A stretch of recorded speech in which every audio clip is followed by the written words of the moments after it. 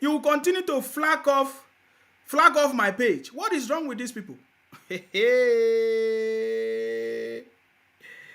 Wow. Now, wow. What is wrong with this thing? What is wrong with these people, guys? What is wrong with these people? Every day, every day, every day. What is wrong with these people? Guys, I'm back. They just flag off the page. I don't know what is wrong with these people every time. They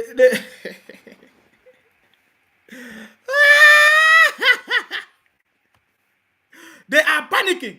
They are panicking. They are panicking, guys. They just flag off the page.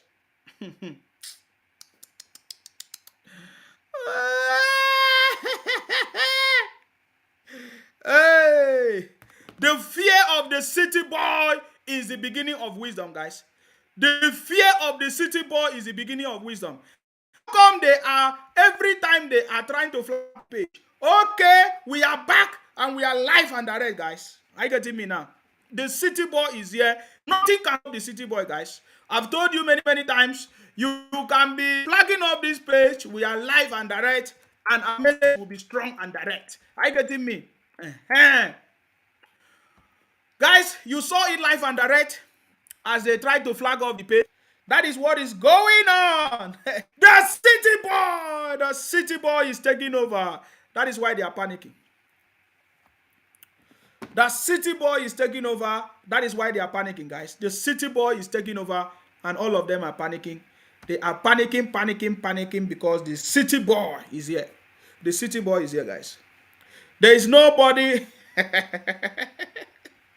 There is nobody in the stage of salvation. Are you getting me now? This is the message that is going to save all of us. Are you getting me now? For a very long time, they have been running propaganda, deceiving everybody, but we are here to debunk all the lies and criminality of IPOP. IPOP is a terrorist organization. Biafra is a terrorist organization. They are all terrorists, and we have seen their activities, and we are going to debunk them. Are you getting me, guys? So, guys, welcome back. If you can listen to the sound of my voice. Somebody said they are still flagging the page. Don't worry, the page will be back. All right, guys, we are back. We are live and direct, and we are going to continue the conversation. What are the criteria? What are the criteria for our next Senate president? You know, are the propaganda of the Southeast, the IPOP Biafra criminals, is it going to stop the city boy from doing the right thing? We know that the city boy is well knowledgeable, is intelligent, and he cannot make mistake. I'm telling you guys, the city boy is so knowledgeable of the situation in the country, and he cannot make mistake, guys. This is one thing I want to assure you, that the city boy cannot make mistake. Are you getting me now? You know, the city boy cannot make mistake. So I salute you. Thank you very much, guys, for joining back. They are trying to, you know, flag off the page, but we are here. We'll continue from where we stop. I think that even helped me to concentrate on what I want to do. Thank you very much. Thank you very much. What you can do is to like the broadcast so that we can move forward. Are you getting me now? Yes. We will still go back to the conversation. Of course, the conversation right now is who is somebody's asking me what is happening to your page in Sima. Now, wow, this is your question, self. You're asking me what is happening to my page. You don't know when you are doing this job, the criminals and the terrorists, they are going to be trying to attack your page because they don't want others to hear the message, guys. That's what is happening. All right, guys, we are back. So we'll do it again. We'll continue again.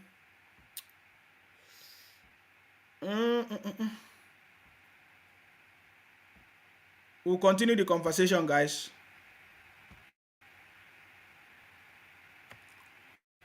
That's it. If I let us give it to the city boy first before we move.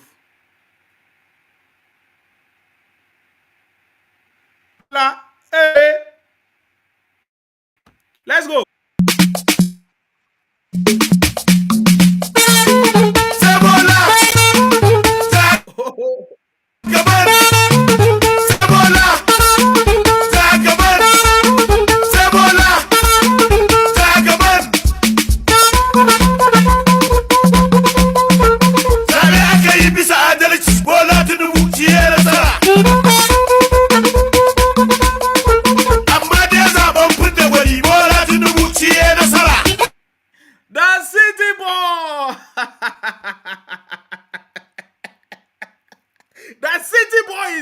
No matter what they do, they cannot stop us, man. We are here because we are the city boy. Are you getting me now? The city boy movement is here, guys. Guys, if you have not joined the city boy movement, you can message me on WhatsApp. I'm going to send you the Telegram link. We are only on Telegram at the moment. Don't fall victim of anything. Anybody asking you for money, we are not giving anybody money, guys. Are you getting me now? This is the city boy movement. Our job is to make sure that we debunk all the lies and criminalities of IPOP. Today, that is why they are attacking the page, because they are criminals. Are you getting me now?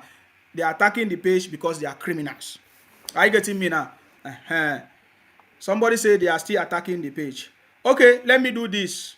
Let me do this, guys.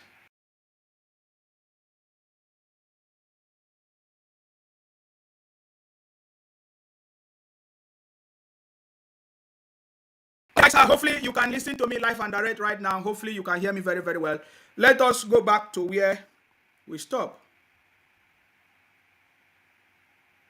Okay. Sorry, guys. I see all your messages. Don't worry. They are always going to be attacking the page. Okay, don't worry yourself. Okay, let's go ahead. Let's move on. Let us talk about something that is very important now. You know, the Senate presidency. Do you think that the city boy will make a mistake to give the Senate president to Southeast? Do you think that because it will be one of the greatest mistakes that the city boy will make? Are you getting me? So do you think that the city boy will make that mistake? We don't think so. But I want you to listen to this conversation because it's one of the wonderful conversations, guys. As we move on, please. Or the South for the position of the Senate president. At the moment, 30 senators have been re-elected, and among the 98 seats declared so far. Joining us on this show this morning to discuss zoning of the National Assembly leadership positions is Cletus Obun, member APC Presidential Campaign Committee. Welcome to the morning show, Mr. Obun. Thank you very much for joining us. Thanks for having me, great Malabite. Malabite, okay. The next thing now is action. Action, positive. Action. Well, let me ask you. Yeah. Yes. Yesterday we had on this program Senator Ndoma Egba, who was saying that, well, with the presidential candidate of the APC, now president-elect from the South, being a Muslim, and the vice president-elect also being a Muslim and a Northerner, it's only fair for the purpose of justice and equity to zone the position of the Senate president to the Southeast, and to also ensure that the next president of the Senate will be a Christian and not a Muslim. And that view expressed by Senator Ndoma Egba, is also held by quite a number of persons in the party, particularly from the South and the South. Guys, somebody is asking, so Arise TV now believes in Baba Tinubu presidency. Somebody says, so Arise TV have now believed Asiwaju will be sworn into office. They know it now. They know it. The next one is to be running a propaganda. You see, this thing that they are talking about now, this thing that, what's his name? I can't even remember his name. Ruben Abati is talking. Is the propaganda. Now, you see, I told you that these people, they don't hide their propaganda. They are saying that, they are telling us that for them, they should zone the Senate presidency to the Southeast, and that they must be a Christian. This is rubbish talk. Whether you are a Christian or not, it's not what is going to move the country forward. Earlier on, we have already said that people who travel to Dubai, that is a Muslim country, are mostly Christians. They buy properties there. They go there and spend the church money, tithe money in Dubai. They don't consider, when they are traveling to Dubai, they don't think whether Dubai is a Christian country. This is the propaganda of all these people. You understand me? Are you getting me now? Somebody said that they don't like Arise TV. I want you to listen to this conversation. The person that is here is very important. He's from the APC and is giving a very important conversation. Are you getting me now? It doesn't matter what Arise TV will say. That is why the APC, in fact, if they want to come to Arise TV, they are ready to give it to them. Woto, woto. Please pay attention to this. You understand me? This is their Christianity something. Keep on exposing them. Are you getting me now? Anyways, let's listen. In the party, particularly from the South-South and the Southeast. What do you think? Well, let me start this conversation by saying that in order for us to have a great perspective about what is going on and why it should be the way it is, let me first agree completely with those who say that the South, and Southeast, indeed Southern Nigeria, should produce a Senate president. It accords with equity. It accords with the mood of the nation in terms of stabilizing the polity. It is not enough to get a position, but to what effect and to what impact, and what is the purport of it. In other words, we are saying that to take the Southern Nigeria to produce a Senate president in this dispensation is only to stabilize the polity, and to make him a Christian further deepens our democracy and takes into consideration the sensitivity of our own primordial instinct, which includes religion and tribe. No matter how we try to play the ostrich on those two issues, first, you will agree with me that APC had to barely scrap through these elections because of the Muslim ticket. We cannot exacerbate and attenuate that crisis with another leadership of the National Assembly producing the same religion. In other words, it will confirm to the Christian population that the Islamization agenda is complete, which has been there on the table since 2015. I have been deep enough involved. I was part of the foundation members of APC, so I should know what it took us to convince people in 2015, 2019, and 2023 today to get us to believe that it was not a Muslim party to be in APC. And so, for me, the South should take the Senate presidency. Where I divert and disagree completely and totally, almost violently, with the Leonard Silk, Senator Victor Ndomeba as former Senate leader, is where he says a microzone to the Southeast. Justice, history, convention, constitution do not agree with that position. In spite of his attempt to drag in the constitution, guys, this is where I'm interested in.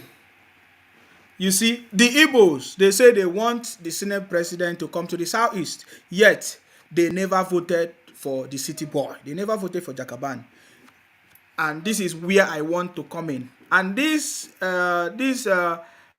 guest on Arise TV is also confirming. He said, no, that is where I disagree with whatever they are saying.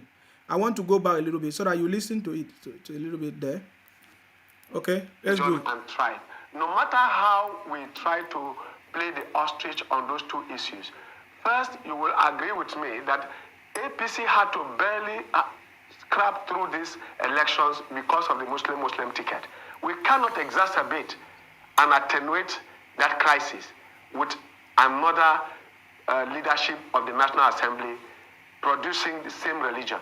In other words, it will confirm to the Christian population that the Islamization agenda is complete, which has been there on the table since 2015.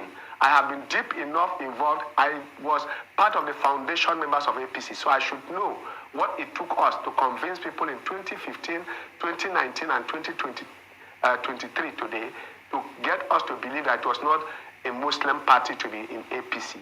And so, for me, the South should take the Senate presidency. Where I divert and disagree completely and totally, almost violently, with the Leonard Silk, Senator Victor Ndomeba as former Senate leader, is where he says a microzone to the Southeast.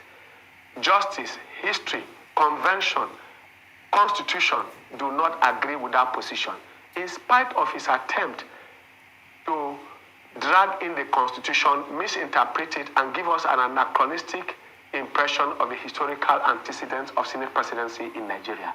And from 1963 to today, the Southeast alone have produced 9 Senate presidents, beginning from Nwafo Orizu, who later on became a president when the crisis of 1966 erupted. He became even an acting president on the basis of the 1963 Constitution. Now today, between 1999 and 24 years, because in 48 days' time, we have done 24 years. 8 years of those 24 years, that is 1/3 of that tenure, was occupied by the Southeast. If by his own argument, the Southwest had President Obasanjo and therefore the Southeast had it, and that's the only basis for it, I don't know how else to explain that except to say that there is some ulterior, if not sinister intention in ever advocating. Otherwise, how do you produce in politics all the votes, all the economic, in fact, the economic nerve center of Nigeria is in the South-South, and you are asking them, after winning 5 states out of 6, it is only Delta State that wouldn't get 25% in the South-South, and you now come and say that the only thing the Southeast should be, the South-South should do, is to go and watch how what they produce is being shared among other parts of the country. I don't know what sense of justice that brings. And if you know how tenuous that is and how offensive it is to the South people to hear that one of their very senior citizens, a senior advocate of Nigeria, who has sat in the Senate as Senate leader, moving from Deputy Senate President to Senate leader, advocating that his own zone should be excluded, I think something has gone wrong. And that thinking has to be reversed. And indeed, this morning, I've come to say the South-South region will know no peace if the Senate presidency is not given to it. Because in politics, we have contributed. In economy, we have already put Nigeria where it is, the food basket, the breadwinner of Nigeria, if you like. The breadwinner of Nigeria. Mr. Obo, is that a threat? It is neither... No, it is rather an affirmation of the feelings of the South-South people. You know already that in trying to exclude the South-South from the formula of benefiting from its own product, which is oil, you know what happened under Obasanjo. It was the tail end of Obasanjo regime and what Yar'Adua inherited. And we are still, in fact, when you have back mend all the militancy in the Niger Delta going down, it is because there is a conscious attempt and deliberate effort by the Buhari regime to ensure that there is an inclusiveness and there is a give back to the communities. With the Ogoni cleaning, with all kinds of projects in the South-South, they should not attenuate that. So I am not threatening, but I'm saying that that is what may likely happen. And you know that this is not fictional. So I want the people from the Southeast to notice something. The politics have changed. It's not the politics of Wazobia, because the Igbos have been pushing the politics of Wazobia for a very long time. The Igbos have been claiming the South-South, the Niger Delta as part of the Igbo land. That is one thing that the Igbos have not realized, that the politics is no longer that deceit. We are no longer being deceived by that propaganda. Are you getting me now? How can you say you want the Senate president to go to the Southeast? For what reason? What have they done? What have they produced in the country? They didn't even support Baba Tinubu presidency. Some of them call me into my program and say, oh, that Ojus or Kalu support Tinubu. And how much did Baba Tinubu get? Yes. How much did Baba Tinubu get in the Southeast? Only less than 1% in Abia State. So these guys the Igbos have been dominating every other tribe in the Southeast, especially the Niger Delta, the South-South region, for a very long time, by running a propaganda and be deceiving everybody. So if they don't understand what has happened, that is why I'm saying that the future belongs to those who see possibilities when it's not obvious, when it's not yet obvious. They thought that it is business as usual.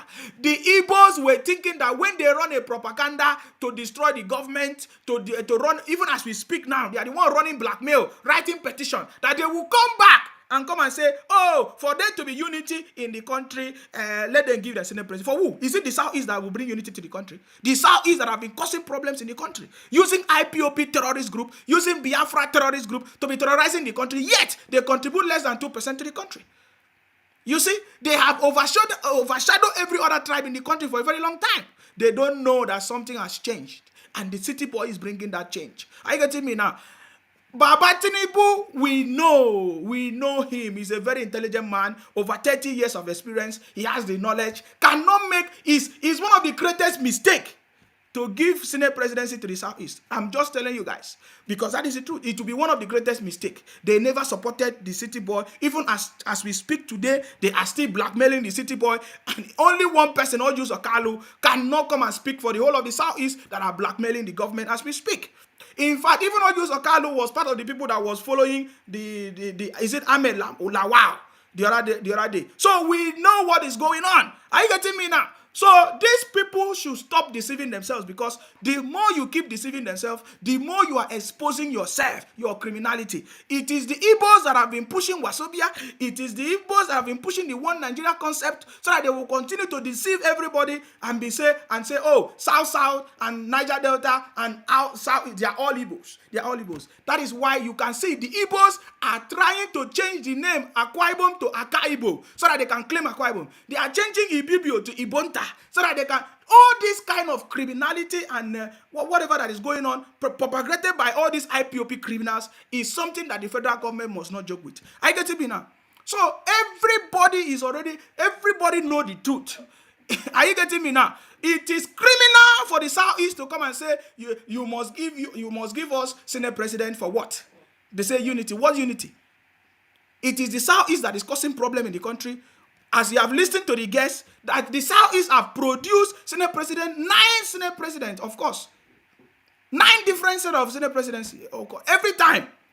And yet they have not done anything. They have not benefited anything. By the way, this Senate presidency of a something is not even going to... What will bring prosperity to Nigeria is a regional government. Let every region manage their resources. Are you getting me now? Manage their resources and make sure that they are in charge of their resources. And that is how governance can get to the grassroots. That is what I strongly believe. That is what has been working before, until the Igbos came and dismantled the regional government that was working, because they want to steal everybody's resources in the state, in other people's region. Are you getting me now? But now everything has been exposed. Are you getting me now? So, but let us listen to Cletus Obon as he keep on maybe asking a few questions before I move. I just wanted to play this so that you listen to other people's opinion on this, guys. It is a fact of our politics, it's a fact of our economy, and it's a fact of our present temperament. And indeed, what the South is saying is, Senate presidency, we should be given a right of first refusal in the southern Nigeria today as it stands, because we contributed to making this president. We contributed to making the economy, and therefore we deserve to be given a right of first refusal. Okay. And in fact, I remember you or one of you asking specifically, what do you say about Akpabio? Because you would have said, okay, is by Senate rules and parliamentary privileges that they have most ranking. We have a ranking senator in Senator Akpabio. Okay, Mr. Obon, so it's what clear. Calculations are you saying that? Allow him to talk. It's Arise clear TV. that you are putting... Yes. Yeah, it's clear that if you were to support, your support would go with Senator Godswill Akpabio. But as a member of the APC Presidential Committee, I did ask Senator Ndoma Egba the same question, a similar question yesterday.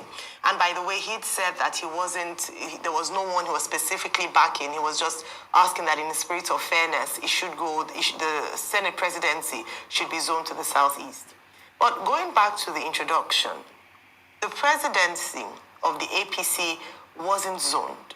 So presidential candidate of the APC wasn't zoned. It was thrown open to the one that had the most votes in terms of at primary level. So anyone could aspire to be president. Why are you then calling for the zoning of the principal offices of the House in terms of the Senate and the House of Assembly? Because in the spirit of fairness and justice, as you've mentioned, people would say that wasn't considered in choosing, in nominating the vice president of candidacy, following that Asiwaju Bola Ahmed Tinubu had emerged as presidential flag bearer, being both a Muslim ticket. Why now? Why is this important now? Should it not just be thrown open again based on merit and the people's choice? All this Arise TV, they will just be making noise. You are just talking bunkum. Arise TV, they are just talking bunkum. Are you getting me now? Complete. You know what is bunkum? Arise TV, they think that they are asking questions. What is she asking? What is he saying? What is he talking about? This is a bunch of nonsense.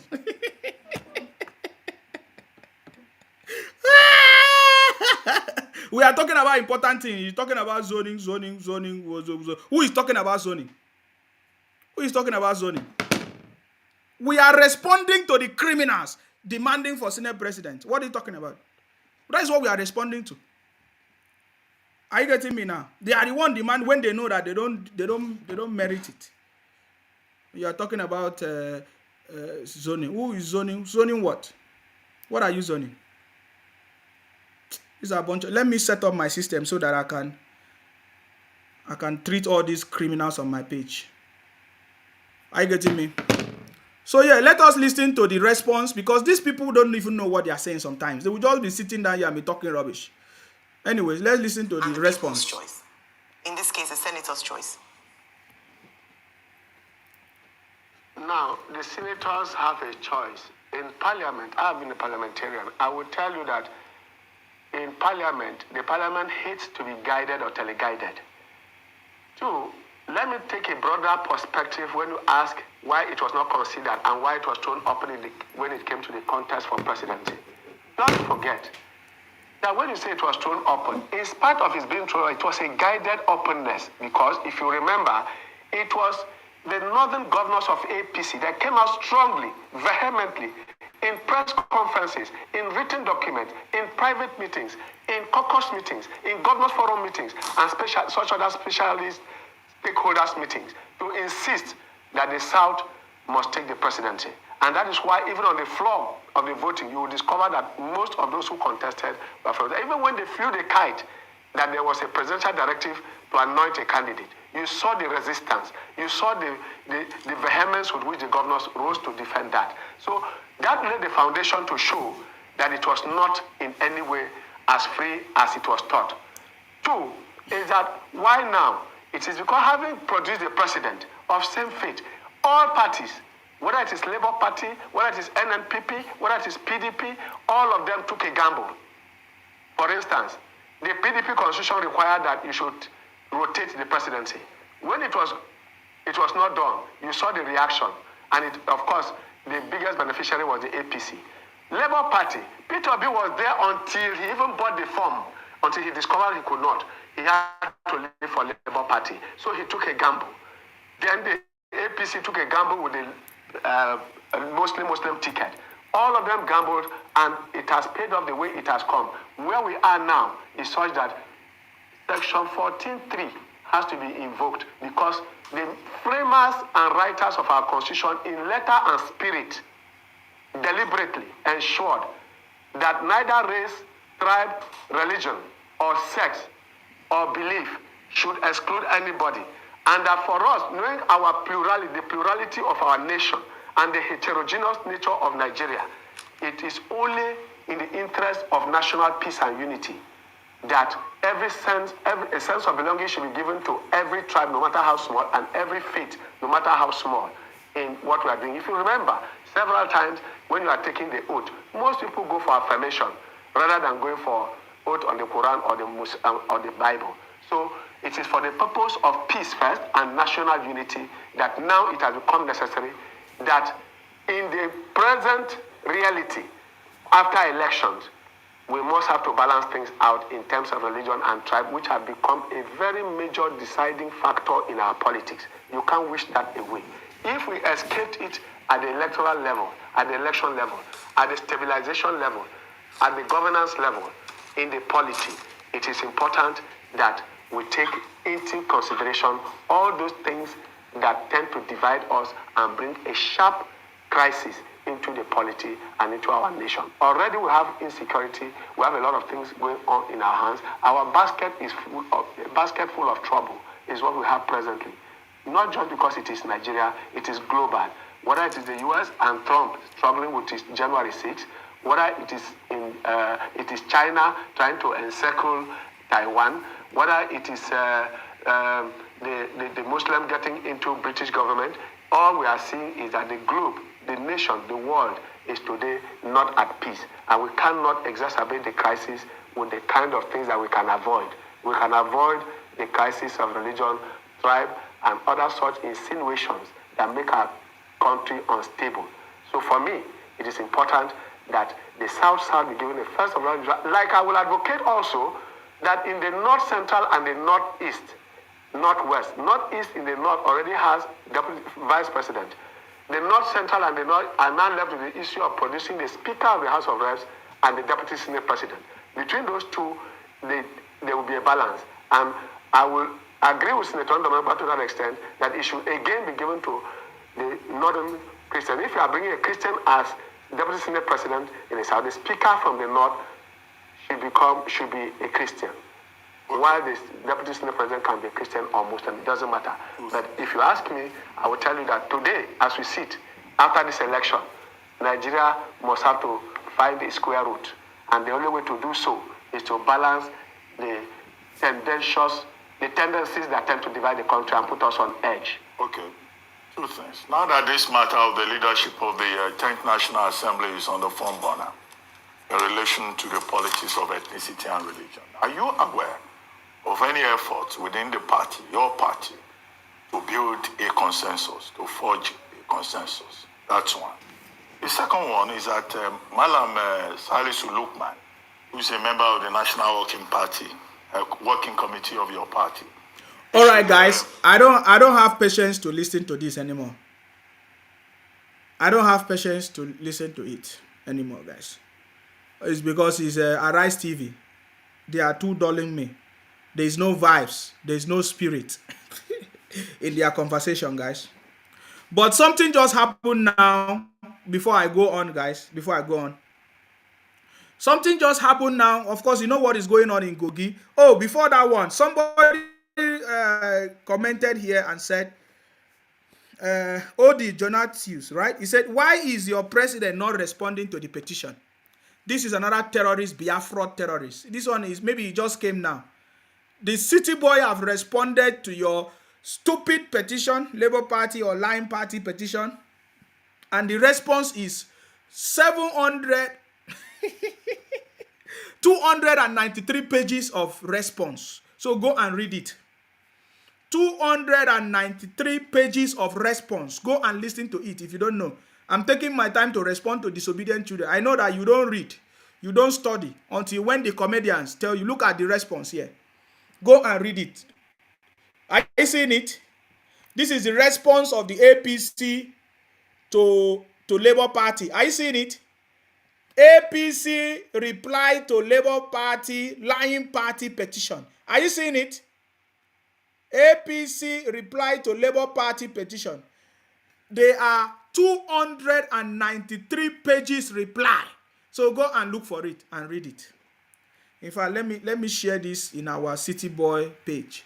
Go and look for it. Go and look for it and read it, okay? 293 pages. What did I say? 293 pages reply. So go and read it for yourself. Are you getting me now? You need to go and see the reply so that you understand what we are talking about there. Are you getting me now? For your information, Obi was not even qualified to be a candidate in Labour Party. Okay, number one. So he doesn't even have the legal standing to even talk about anything election or to even send any petition to anywhere. Are you getting me now? But that is, by the way, something caught my attention today in Kogi. Of course, you know that Kogi, they are trying to do their governorship election, right? Is it whatever is going on? PDP, whatever. I love somebody's conversation. I just want us to listen to it before we move. It's something that is very important, and I just want you to pay attention to it. Are you getting me? Listen, guys. We need to cry out. Listen, no. Be arrested before they become incurable. In fact, what they say here is that give Dino ticket. Kogi and lose Kogi. PDP group explains why Dino Melaye does not deserve governorship ticket. Dino. Are you listening? Give Dino ticket. Lose Kogi. PDP group explains why Dino Melaye does not deserve governorship ticket. Dino Melaye is just doing the same thing as the Southeast, or will I say the Igbos, through Labour Party and IPOP. You cannot eat your cake and have it. I get it mean. Biafra is dead. We are all aware of all your criminality. You call Nigeria a zoo. You want to teach everybody to call Nigeria a zoo. You do all kinds of things. You are running propaganda. You are blackmailing the government. Yet you are looking for Senate president. Are you getting me? You need to go and learn how politics is run. I told you guys, with just 4 months presidential ambition, you are making noise everywhere. Are you getting me now? Did you? And in fact, Wike also finished Dino, of course. But already, groups are already coming out to say, if you give Dino Melaye anything governorship ticket, it means you don't want peace in Kogi State. Are you getting me now? This is the man that was shouting and trying to blackmail the government of Baba Tinubu. But all of them failed though. But I just want you to listen, please, if I have patience. As you are aware, the State Congress of the PDP took place for the governorship election, governorship primary. State Congress took place last week Tuesday. Sit up. Where am I sitting?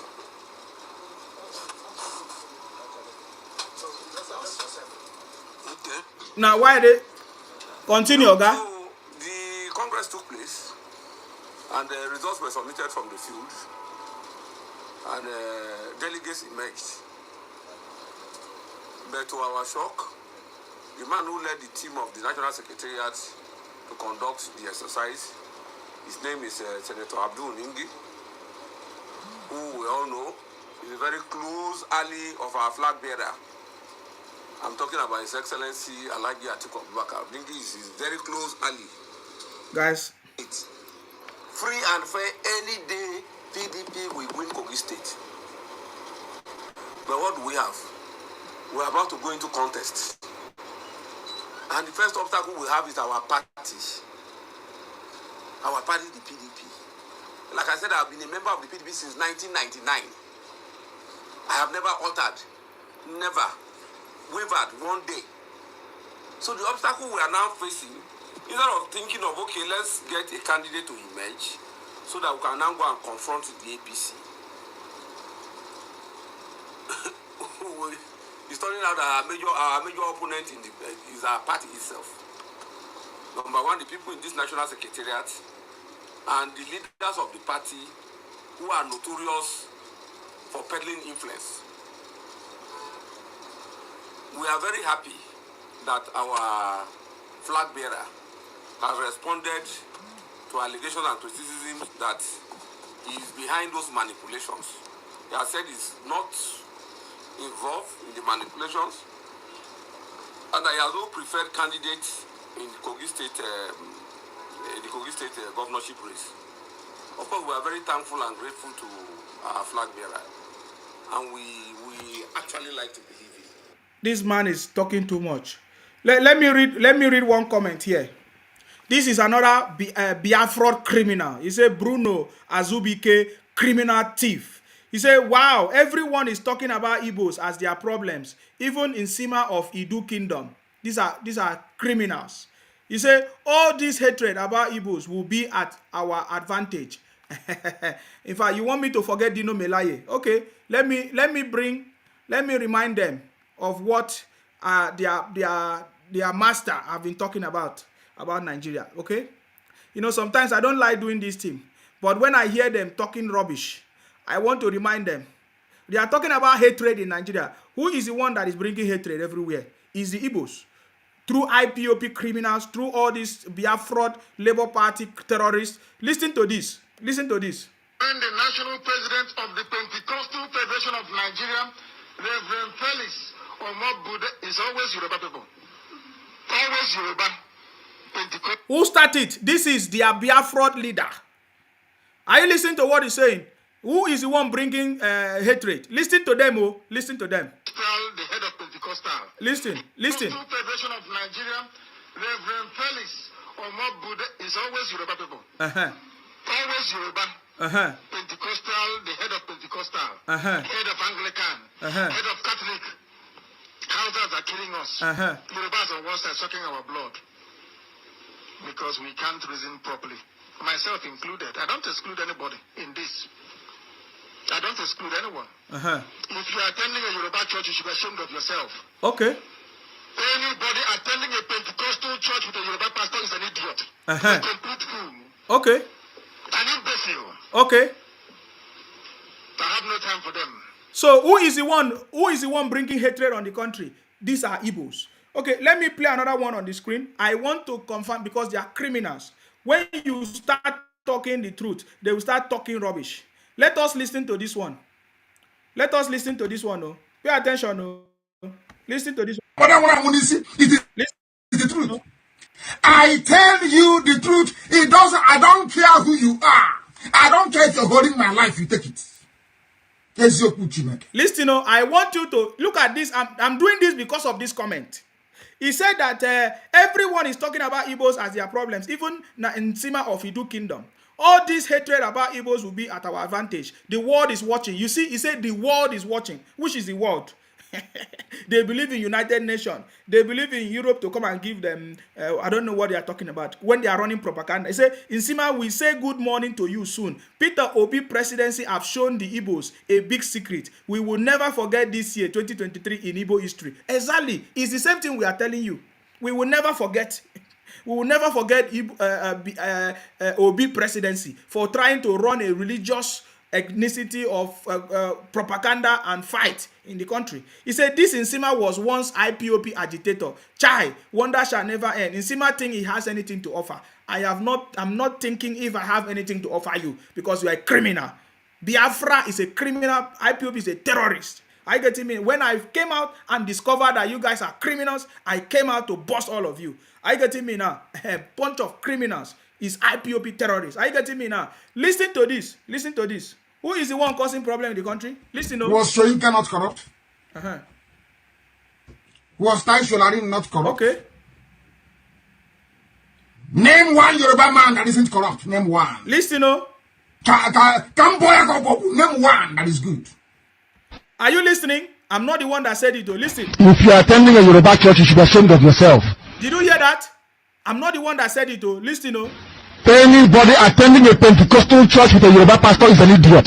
A complete fool. Are you listening? An imbecile. Okay. What is he saying?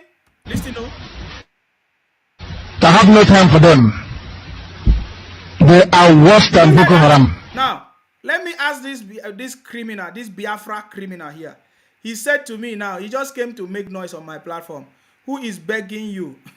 Let me see. There's something the terrorist posted here now. He said, oh, we are going to leave Nigeria. Who is begging you? You have been shouting this for many years. You keep deceiving yourself. Go and be doing contribution for people that... He said, they are going home and don't care for your Nigeria and you are crying. The same thing. You don't care for Nigeria. You are coming to Akwa Ibom to steal Akwa Ibom. You are coming to say Akwa Ibom is Akaibo. Criminals. You are a thief. Anybody claiming Akwa Ibom is a criminal. And Biafra criminals and IPOP, they are terrorists. You want to claim Akwa Ibom. You say you want to go. Yes, you are claiming Akwa Ibom. Can't you see how stupid you are?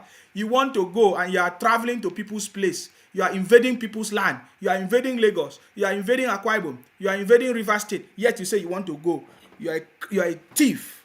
Biafra criminals running propaganda everywhere. Disobedient criminals. Lying party everywhere. I get me now. You can't see what is going on. Are you not seeing Asari Dogubo? We are in 100% support of the city boy. You think that we are joking? Niger Delta, we are not making noise. Or South Side, whatever you want to call it. We are not part of your propaganda, of your criminality. Ever since we discovered that IPOP is a criminal organization, we busted it. So you can continue running your criminality. You want to go. You say you are going. You don't want to be part of Nigeria. Yet you want to come and you are stealing people's land. You went to claim Lagos, and the people that own Lagos, they say enough is enough. Now I learned that all of you are going to Akwa Ibom to buy land. We are waiting for you people. Keep buying the land. Keep buying the land. We are aware of the criminalities. Are you getting me? IPOB is a terrorist organization. Are you listening to them? Listen, no? They are very, very foolish. If your pastor is Yoruba, you are not fit to be a human being. Am I the one that said that? Igbos, you said it. Listen. I blame Jonathan. Listen, no? I blame Jonathan. I I blame the idiots that call themselves Niger Delta. I blame the bastards that call themselves Niger Delta. They blame all of us. Because what I'm doing, some people say, oh, why are you supporting the Yorubas? You can see this is not just about Yoruba something. It's about the Igbos through their IPOP terrorist organization, Labour Party, for them coming to claim Akwa Ibom. You know, blaming all, calling us names, abusing all of us in the Niger Delta South Side. Can you see it today? This is the plan of the criminals Biafra terrorist organization. They want to come and steal Akwa Ibom. Now they are giving Akwa Ibom name. It's no longer Akwa Ibom, it's Akwa Ibom. Can't you see that these are criminals? They come and say, oh, Akwa Ibom is Ibonta, Ibibio, Ibonta. These are criminals. Bunch of criminals. You know, listen to them. Listen. Hopeless fools, I blame them. IPOB, you have a standing order. I want to know everything there is to know about that little Listen, criminal. Listen. That boy called Abubakar Malami. The grades he scored in school. You see that? So that you will know who are the criminals. The people that started abusing other people from other regions. Are you getting me now? So if you are coming to make rubbish comment on my page, I'm confirming to you that you are part of the criminals. Are you getting me now? Are you getting me? You don't know Nsima. You never know. This is the City Boy movement, and we are going to debunk all the criminalities of IPOP. I was supporting IPOP before, just like you said, when I discovered the criminality in IPOP, that they are a bunch of criminals taking the life of their brothers, you know, burning properties in the name of Biafra unknown gunmen. I came out and busted it. I did not hide it. I came out and busted it, and they sacked me 4 times because I exposed the criminalities of IPOP. And today, they continue doing it. Are you getting me now? So stop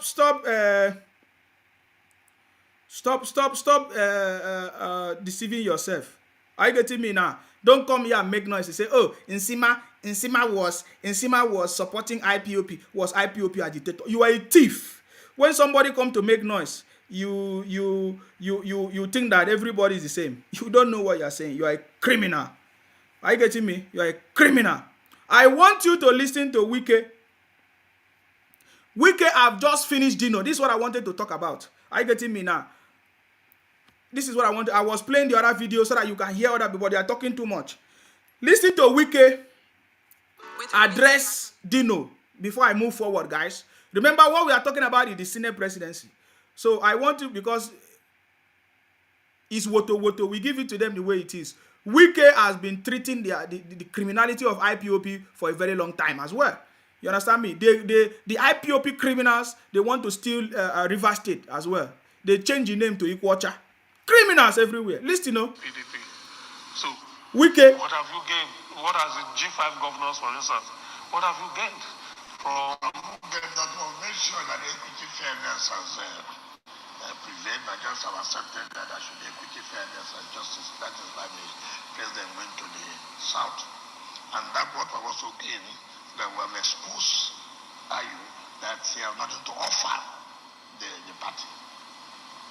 Which from the result that showed that he has nothing to offer the party. And the constitution of the party allows, if a chairman leaves, the deputy chairman from that zone will be the active chairman. You see, for me, it's not about only how you. It's about what you have to offer.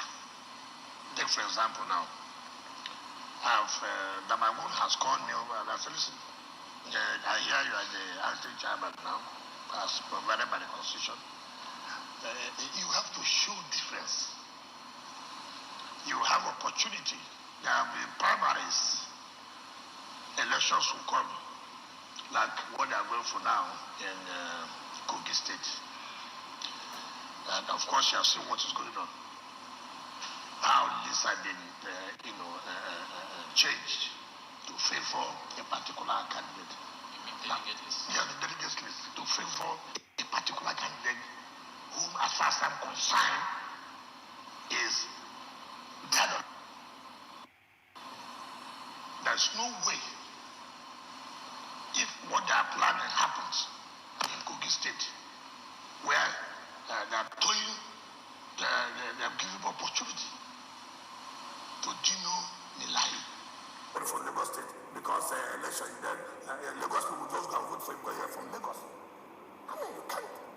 serious. Are you saying Dino doesn't have? Dino does not have what it takes. For Christ's sake. For crying out loud. What is he going to do? He knows me very well. He knows. What disqualifies him? He does not have what it takes to be a governor at all. It's not by coming to add drama on television. No, it's not that. It's not by coming to arrest to abuse wicked. It's not that. It's not that. Look, ask Dido when he's saying we're running for governorship. Saraki brought him to me. Ask him. He knows what I'm talking about. He knows. How can you tell me such as will be governor? Tell us what. I've just ended that. After that, he's watching. He knows. Let him come and let him know. Excellent. How are you sure he's watching? He's watching. Yes. And he said he wanted to be governor. You know, Then what happened? let him come out and then I'll go to the next state. You know, there are people you just see and me. I don't know what they want to use now. And so He was close to you. he wasn't close to me. He was not close to me. No, he was not close to me.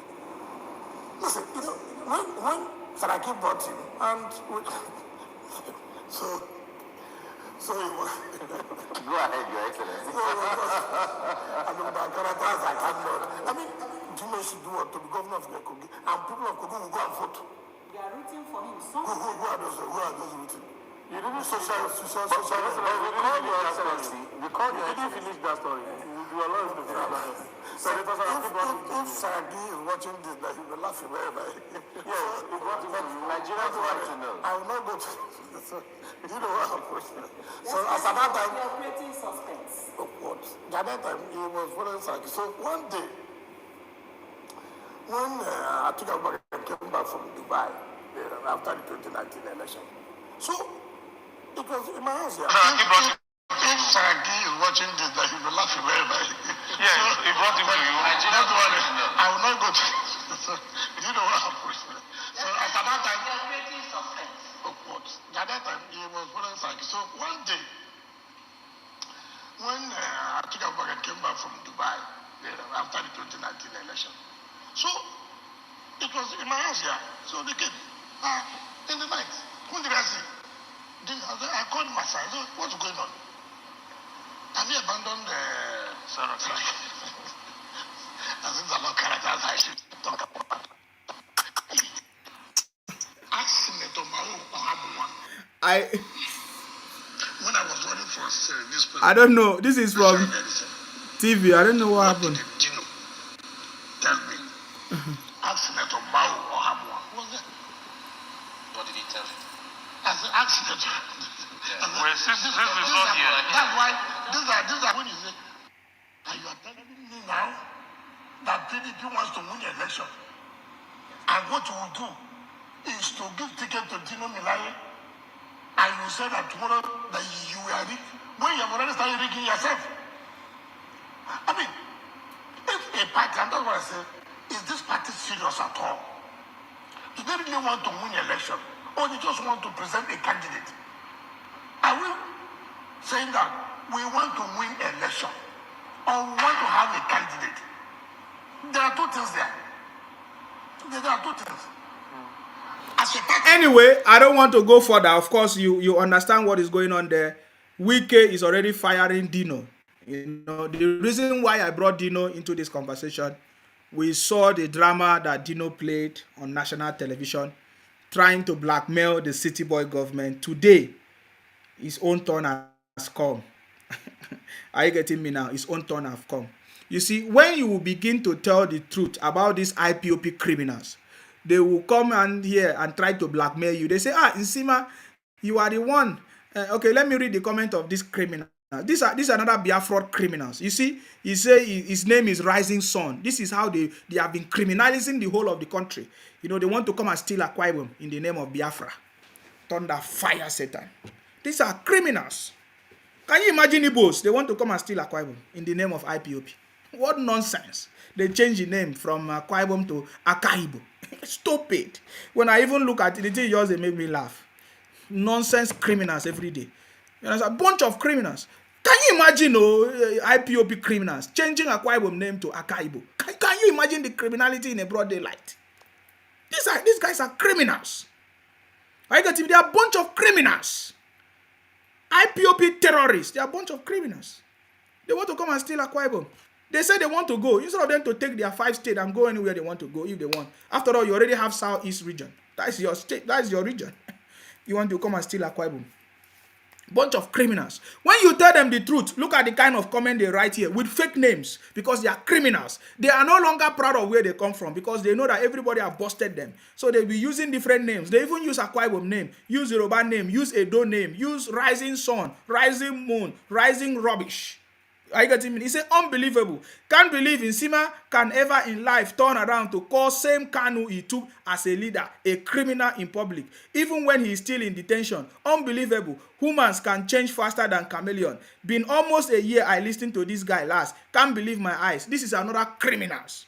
This is the criminality that they have been parading long time. The same way they are coming to say, oh, give us Senate president. Are you getting me now? Oh, if you want unity, give us Senate president. These are a bunch of criminals. You know, they will be twisting all kinds of conversation to suit their narrative. They are criminals. I told these guys are a bunch of criminals. They are changing. Can you imagine they changed my name from Nsima to Usioma? They are so desperate. They go to River State. They change River State to whether they want to change it to Ikwacha or Obibo, Oyibo. Nonsense. They go everywhere. They want to steal everybody's land. Is it not so desperation? So desperate. Why can't you stay in your 5 states? The same people make noise everywhere. They want to cause confusion everywhere. Are you getting me now? I say these people are a bunch of criminals. If you don't know how they run their propaganda, come to me. I will tell you how they run their propaganda. Are you getting me now? But all of them have been exposed. Whether they like it or not, they have been exposed. Are you getting me now? If you like, keep crying. If you like, keep weeping. We will continue to expose you. Are you getting me now? So, that is by the way, guys. We are talking about the Senate presidency. Who is our next Senate president? What are the criteria for us to have the next Senate president? Is it for Southeast as a right? As they always claim that they want to form unity, Wazobia, unity, if it's Yoruba, Hausa, or Fulani, then Igbos. Are you getting all this criminality conversation that they have been running for a very long time? But that nonsense has come to an end. Are you getting me? But they don't understand. They don't understand. They are still backward. Are you getting me now? They are still very, very backward. Are you getting me now? But I want you to listen to this conversation. People who understand what is going on, they are leading the conversation every day. Are you getting me, guys? They are leading the conversation. I want you to pay attention to this wonderful presentation, but I think it makes sense. But we are still talking about Senate presidency, guys. Are you getting me now? The Biafra criminals, they will continue to run their propaganda. Are you getting? How can you come and say you want to change Akwa Ibom name from Akwa Ibom to Akaibo if you are not a criminal? You are a criminal. Are you getting me? You are a criminal. You are a criminal. You know that we don't make noise anyways. Please, I want you to pay attention to this. Very important conversations.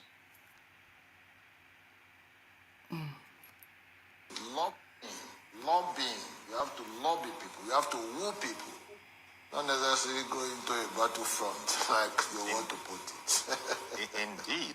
And, well, the news is that 7 senators elect from 5 geopolitical zones are indeed vying for the exalted office of chairman of the National Assembly, which is an alternative office by which the Senate president is called.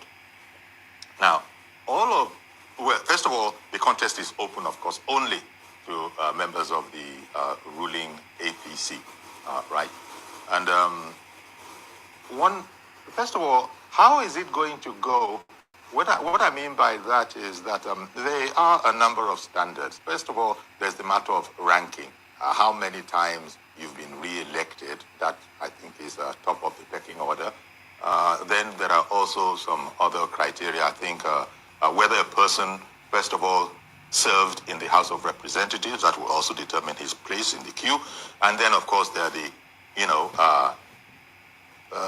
Senatites. I'm trying to find something to rhyme with jambites. There's no such thing in the National Assembly, of course. A senator is a distinguished senator. So this is the pecking order. But and of course, the incumbent Senate president is also in the race. He would like for his colleagues to elect him. But it all depends on the party, isn't it? It depends on how this thing is zoned. How complex an operational matter do you think that is going to be, Kazim? This whole matter about how the party zones, because there are going to be all sorts of calculations.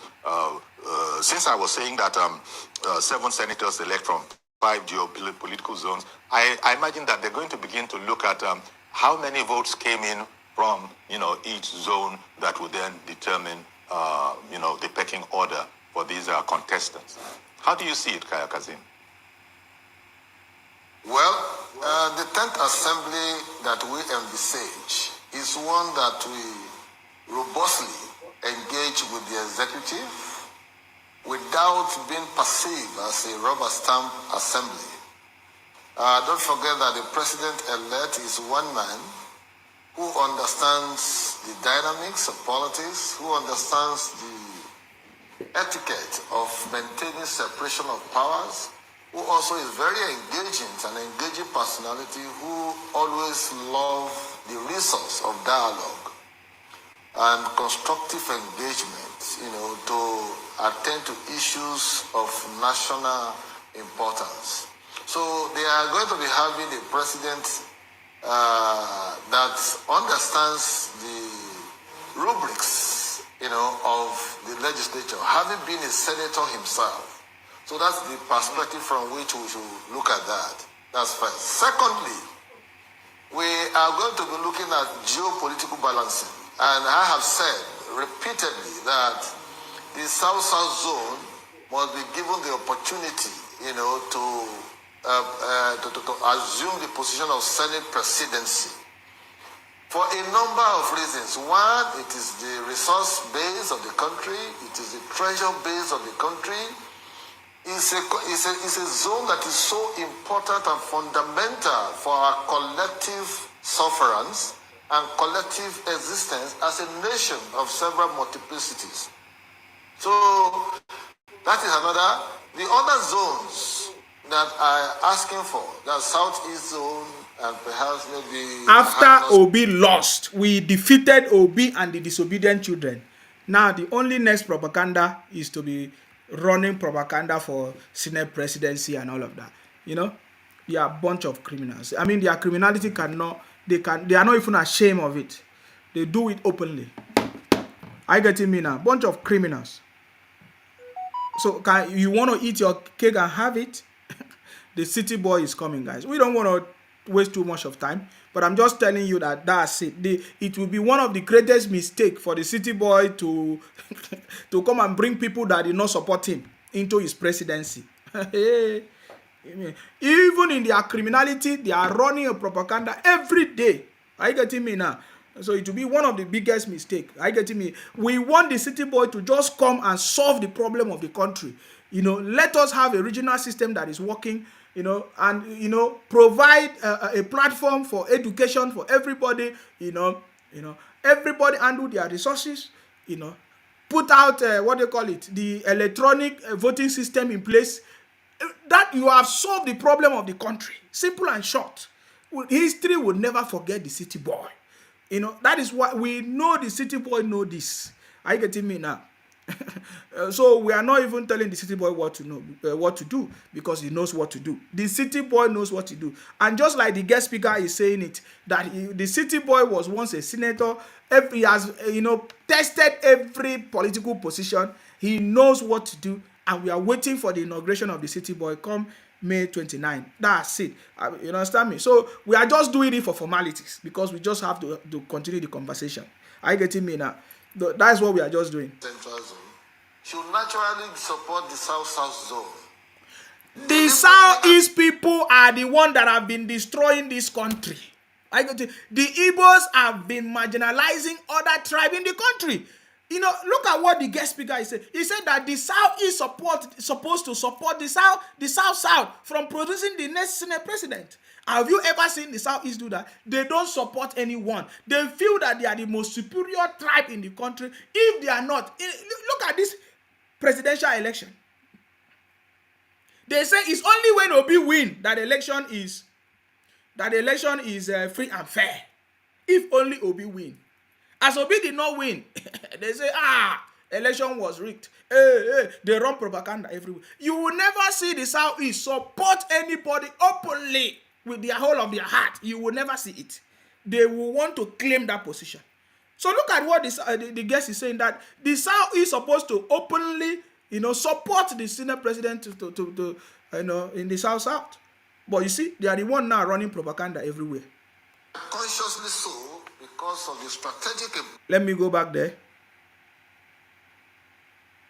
For our collective sufferance and collective existence as a nation of several multiplicities. So that is another. The other zones that are asking for, the Southeast zone and perhaps maybe a hard North Central zone, should naturally support the South-South zone. Deliberately and consciously so, because of the strategic importance of that zone in the collective affairs of Nigeria. I know that the president-elect understands that particular factor, and I know he will try as much as possible to weave together all the centripetal and the centrifugal forces to create an aggregate balance for that particular zone and for his own presidency. Having said that, the contribution of the South-South zone to this presidency is not something you can toy with. Knowing full well that the South-South has been the bedrock of PDP as a political party and as an opposition party. But in the last election, 2023... So guys, I want to open the line now because I think I've been talking too much. I want to open the line, guys. Please, if you want to call in and make your contribution, you are free to make your contribution. Are you getting me? Somebody said here, you see, that is how they always twist the conversation. Look at this one. Okaka South said,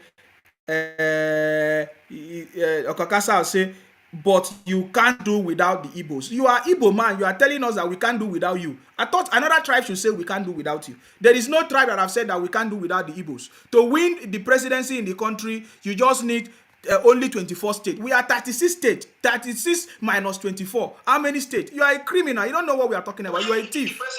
Hello? Mazi, please go ahead. Mazi, I salute you. Yes. Good evening. I salute you. Go ahead. Your edition, my brother, your edition is a very nice one. But I want you to know that forget what people say in the mouth, because people, we know democracy is free speech. People can say anything they want. But coming to Senate, the majority of the party, if it's APC, have the majority of the Senate, they have to choose who will lead them from their own voting there. Or they may choose who have the highest votes in those senates.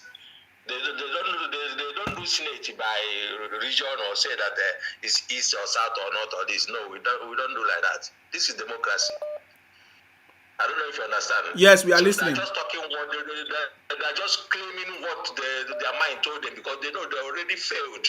You know, when you fail for presidency, you'll be looking at another alternative. Say, okay, as we fail for presidency, if you can give us Senate. No, they don't do it that way. If you fail for Senate, for presidency, if your party fail, you people have to suffer it for that moment, everything.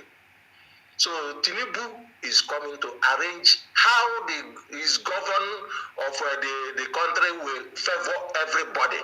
Exactly. Whatever Tinubu said, it's where we stand. Exactly. You understand me? And mostly, you don't see all those criminals call themselves motor pilots and co, where they are doing rubbish. All those things, we can never allow it. Any social media, any media that talk about those people in Nigeria, we see that media.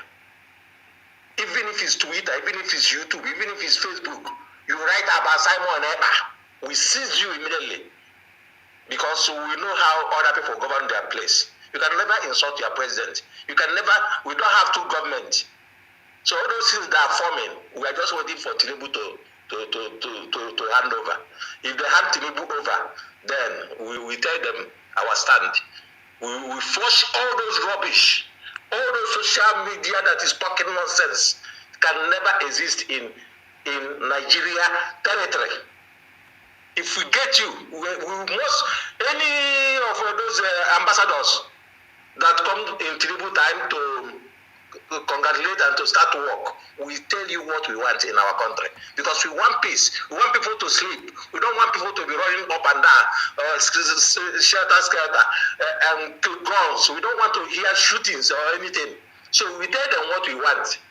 So if anybody disturbing Nigeria is in your country, you have to provide it to us. Otherwise, you have nothing to do with Nigeria. What you want is peace. Yes. So all those ambassadors, we must arrest all those people that is from Abakaliki, from Simon Autopilot, and even IPOP, many of them that is criminal. We must arrest all of them if they are existing in Nigeria. So we must have, we are ready to point all those people out. We are doing nothing, we must fish them out. We want peace in Nigeria. What the hell? We leave those people that are making noise because. So I blame the government we have now because all those things we are talking, we're not supposed to be talking it. So people like us are ready to work with Tinubu to make sure that we clear all those rubbish. They can't exist in Nigeria. Let them go to Europe and mess up in the country they are. They respect the country they are, the laws, everything. But in your own country, Nigeria, you can't respect the law. You can't even kill pussycat or dog in the country you are. But in Nigeria, you kill human being more than 10, more than 100, and we leave you. You're existing. What type of government is that? So Tinubu government is not can't tolerate those nonsense. So we are ready to work with him and make sure that we fish all those people out. We arrest all of them. 50 years imprisonment. If they come out in old age or they die there. So my brother, we are supporting, we are hearing, we are monitoring, we are following you, and we pray that nothing will happen to you. You will live long. Thank you very much, Mazi. I salute you. Thank you very much for your contribution. I salute you, my brother. Thank you very much. I salute you. All right, bye-bye. All right, guys. So you see every conversation there. I mean, the line is open if you want to call in, but I just want to. I remember the uncommon governor. Remember what he said when everybody were making noise. The uncommon governor came out and said, "I support the city boy, guys." This is powerful. Please, I just want you to pay attention before we move on. I want you to listen to the uncommon governor. Please listen. If you focus on the youth, you have been able to listen to the vision of the uncommon governor. Listen. I think in the Senate, I would love us to focus more on the youth. If you focus on the youth, you have been able to achieve what is there in the Nigerian Constitution, that the primary purpose of government is nothing but the welfare and security of the citizens. Did you hear what he said? He said, I think in the Senate, we should focus on what? On the youth. I want you to pay attention to him. I think in the Senate, I would love us to focus more on the youth. If you focus on the youth, you have been able to achieve what is there in the Nigerian Constitution, that the primary purpose of government is nothing but the welfare and security of the citizens. So the first thing is, if the youths are gainfully employed, if the youths are given means of livelihood, if the youths are happy, then you have taken care of the welfare of the generations to come. And at the same time, you have also secured the country, because many of them will not be lured into all sorts of banditry and all sorts of vices that are inimical to the growth of this country. We must leave a better future for Nigerians. So I think the area of youths will really concern me. Let us support the incoming president, Asiwaju Bola Ahmed Tinubu, to succeed. His success is not personal. His success is for all Nigerians. And I assure you, from the National Assembly, we senators are going to work with him. Members of the House of Reps are going to work with him across party line to ensure that this country succeeds and moves forward. So we give hope to the next generation. Congratulations to the winning team. We are the winning team, guys. Congratulations. Jagaban is coming. the city boy is coming. So, guys, I just want to ask you a question. What do you think should be the criteria for choosing our Senate president? Ongoing debates of conversations, people making demands of the Senate president. What do you think should be the criteria? Who do you think is fit for this job of a Senate president, to be the Senate president of the country? We actually need someone that is going to, use your office to do something that will bring prosperity to the country. Of course, the city boy government is about government of national competency.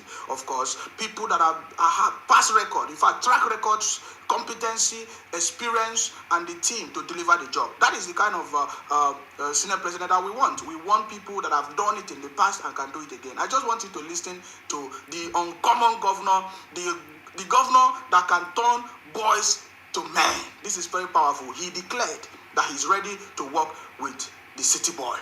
Let's listen to him, please. I'm standing in front of you.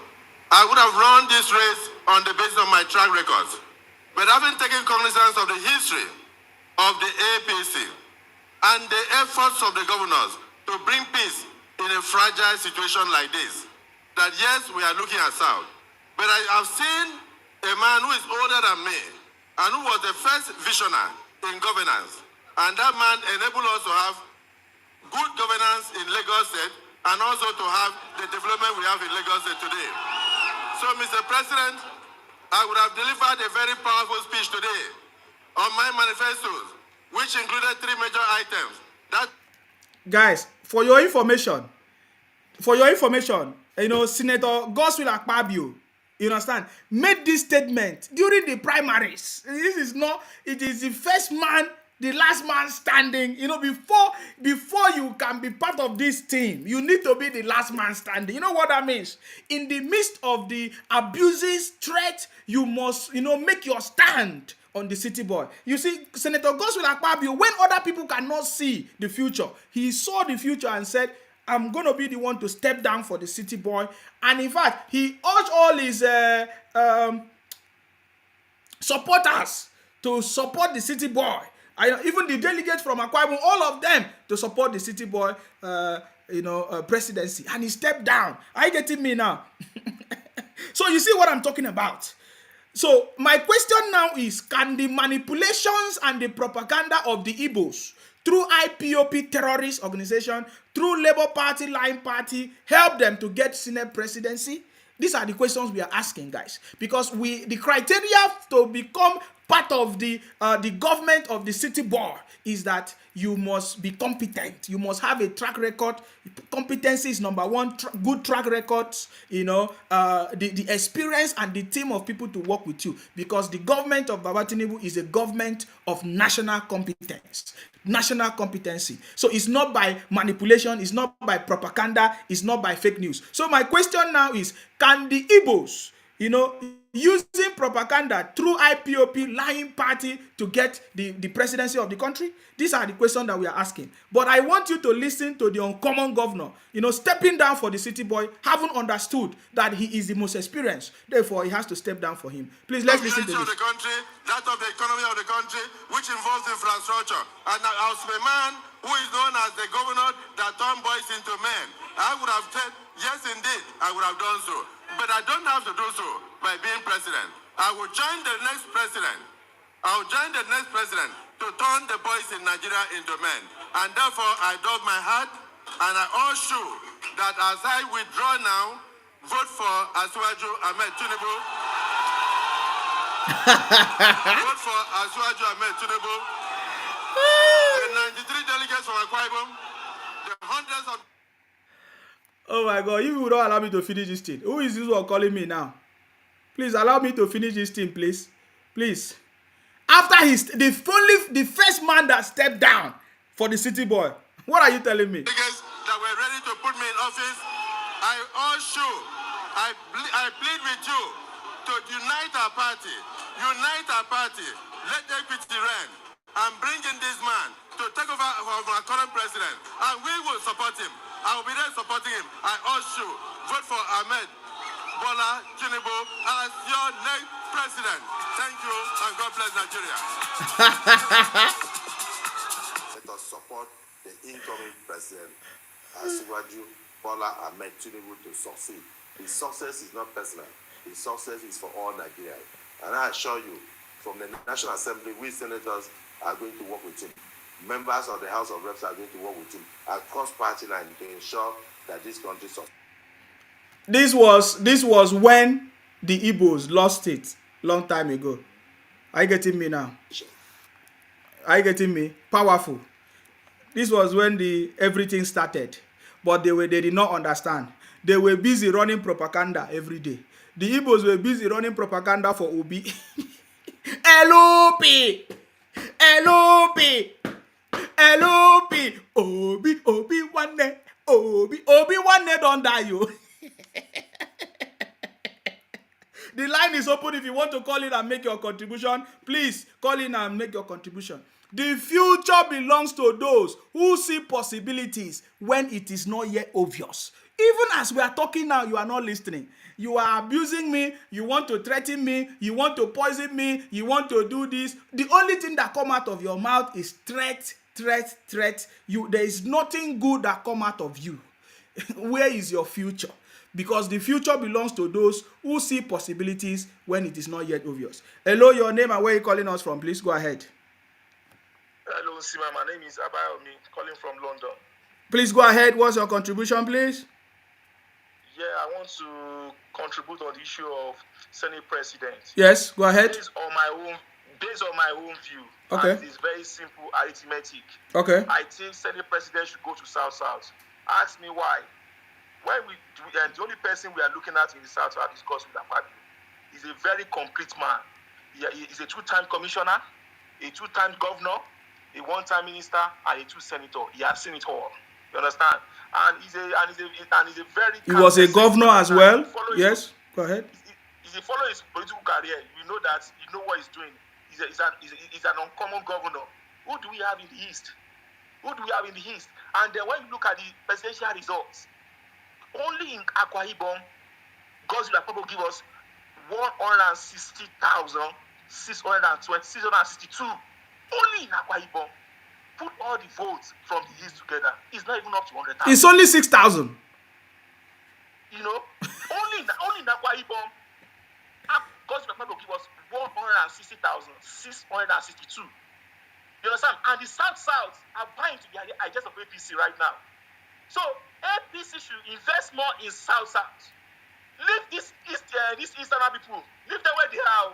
Even if the carry presidency give them, they will never vote APC. Will they appreciate the city boy even if they get the Senate president? They will not appreciate it. Remember, Buhari has just completed the second Niger bridge. Buhari just completed the second Niger bridge. They are not even happy about it. Please go ahead. So who do they have there? They have Kalu and one guy from Imo State. They call Osita Izunazo. Please, those guys are not reliable at all. Because the issue of Senate president is a very big one. So for me, I think Godswill Akpabio is the right candidate. He's been part of APC for some time now. We believe in him and we entrust him. This Osita Izunazo from Imo State, we should forget about him. That Ojiuso Kalu is a 419. We don't need such person. Igbo people, we are not interested. Thank you very much. Thank you very much for your contribution. You know, if you cannot eat your cake and have it, that is all we are saying. You cannot eat your cake and have it. I think this will be a very good lesson for you to understand what is politics. 4 months presidential ambition is not enough. Are you getting me now? 4 months presidential ambition is not enough for you to get the presidency of the country or even the Senate president. After you started running propaganda, writing petitions, trying to blackmail the government, and now you are asking for Senate president. The line is open. You can call it and make your contribution. Guys, let's listen to this.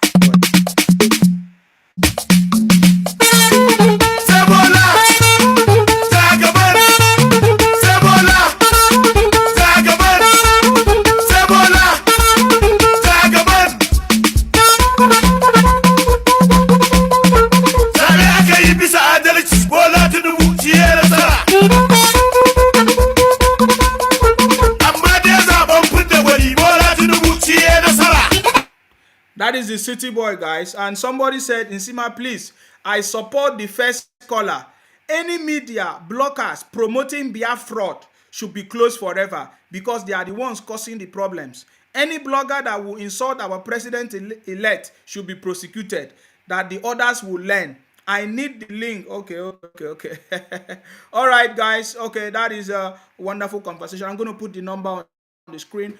I mean, if you want to call in and make your contribution, this is a great opportunity to call in and make your contribution. Hello, your name and where you're calling from, please. Go ahead. Hello, Mr. Nsima. Good evening, sir. I salute you. Your voice is making my body. You're welcome. Yeah, I'm feeling very cool. I'm happy right now. You're welcome. Yes. Jagaban is there. We are there. The city boy is here. The Yorubas are there. The Souths are there. The Northerners are there. We are good. The only abstract people now are the Southeast. So let them go and hug the transformer. They are still there. Let them go and hug the transformer. We don't even care anymore. We are there. Thank God for God. If men were God, they won't allow us to get there. In the issue of the Senate president, I think I'll be standing for Godswill Akpabio. Okay, why? I think every Nigerian youth, normal reasonable youth, apart from the South and maybe the Southeast people, the South, I think we're okay. We from the South, we prefer Akpabio anytime, any day. But there was a meeting held in Calabar, I think yesterday, with Aqua Cross. They said they're going for Akpabio going for they will support him. So I think Akpabio is the best choice right now. And I'm excited that he's going to be the Nigerian Senate president the first time in history. The game changer. He's a game changer as well, But for the South, I'm really excited. And thank you for the work you've been doing. I appreciate you for standing tall. Even in the midst of adversity, the insults, the threats, may God be with you and protect you. Amen. And everybody on this platform that meant well for Tinubu, our presidents. No longer income, no longer elected. Our president, Abio. Tinubu. May God keep all of us and may we all enjoy the dividend of it in Jesus' name. Amen. God will see all of us too. We will not be put to shame. Yes, sir. Thank you so much. Thank you. I appreciate you a lot. Thank you very much for calling us. We appreciate you. Thank you very much. I appreciate you a lot. Thank you. All right, thank you very much. Okay, now the comment here. Toba or Motosho said, Kalu supported Lawal during the convention election. What are they talking about? Senate president should go to South, period. Okay, yes. All right. The lines are open. You can call in right now and make your contribution. I want to open up the lines. This is time for you to call in. It's not when we are like talking, you be calling us. This is time for you to call in and make your contribution. If you want to call in and make your contribution, okay.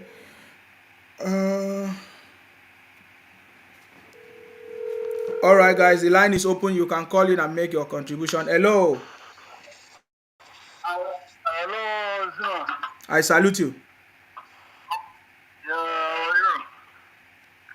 I'm good. Yourself? The program guy. It's going well. I'm here to talk about the Senate president. I know the Eastern always play the game. Yeah. Every 4 years. That's it. The problem they always do now, they want to go to scenario of 1999. But they only put that narrative on the media, social media, and the news that they don't need to be fight on it. That there is a scenario like that when Obasanjo was the president and Southeast the Senate president. They got it wrong. When Obasanjo was the president, the Southeast, all the Southeast vote for PDP. They have a stake in the government of Obasanjo because they vote for Obasanjo, they vote for PDP. And all the 5 states is PDP. But now it's different. The scenario of this now is different from 1999 to 2007. Now,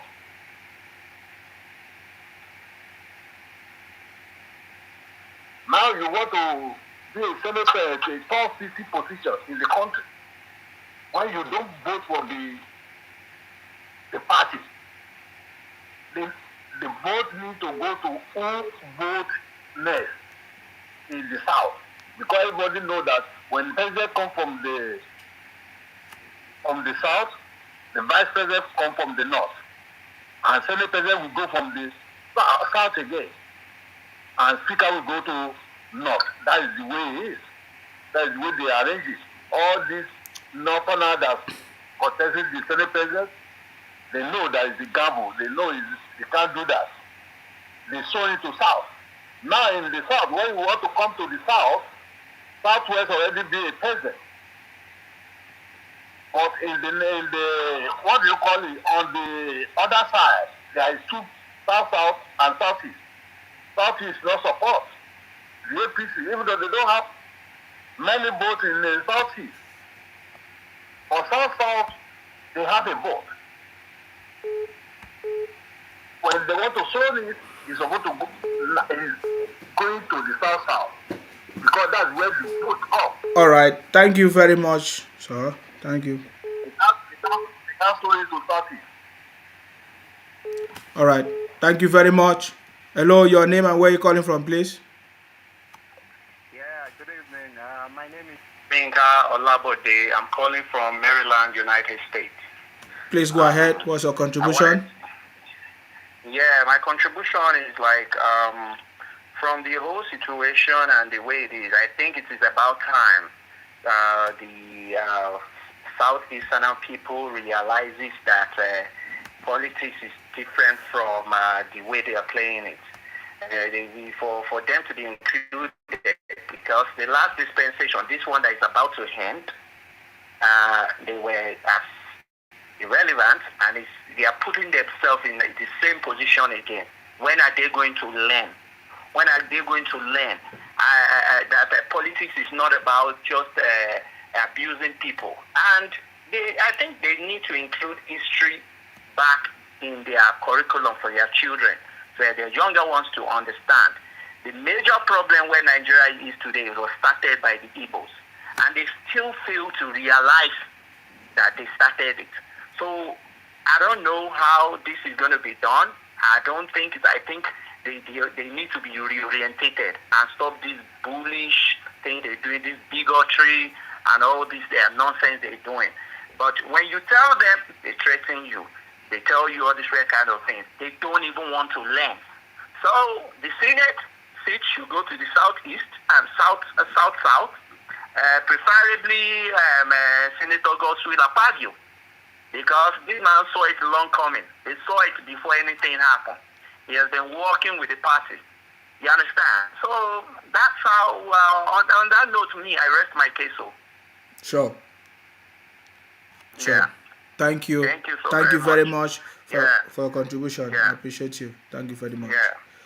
All right, guys, the city boy is coming. Somebody is asking us, why are we celebrating city boy? Why are we celebrating old man? Allow us to celebrate our own. Go and celebrate your LOP. Why are we we are celebrating our own and it's paying you? Now, wow, we are celebrating our own, it's paying you. Why?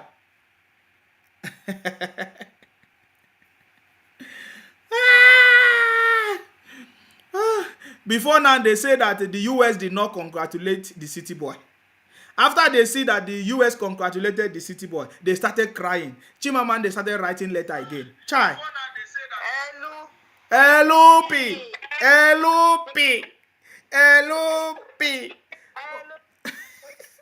Obi Nwanne. Obi Kekerenke. I like what you say. You say Obi Kekerenke.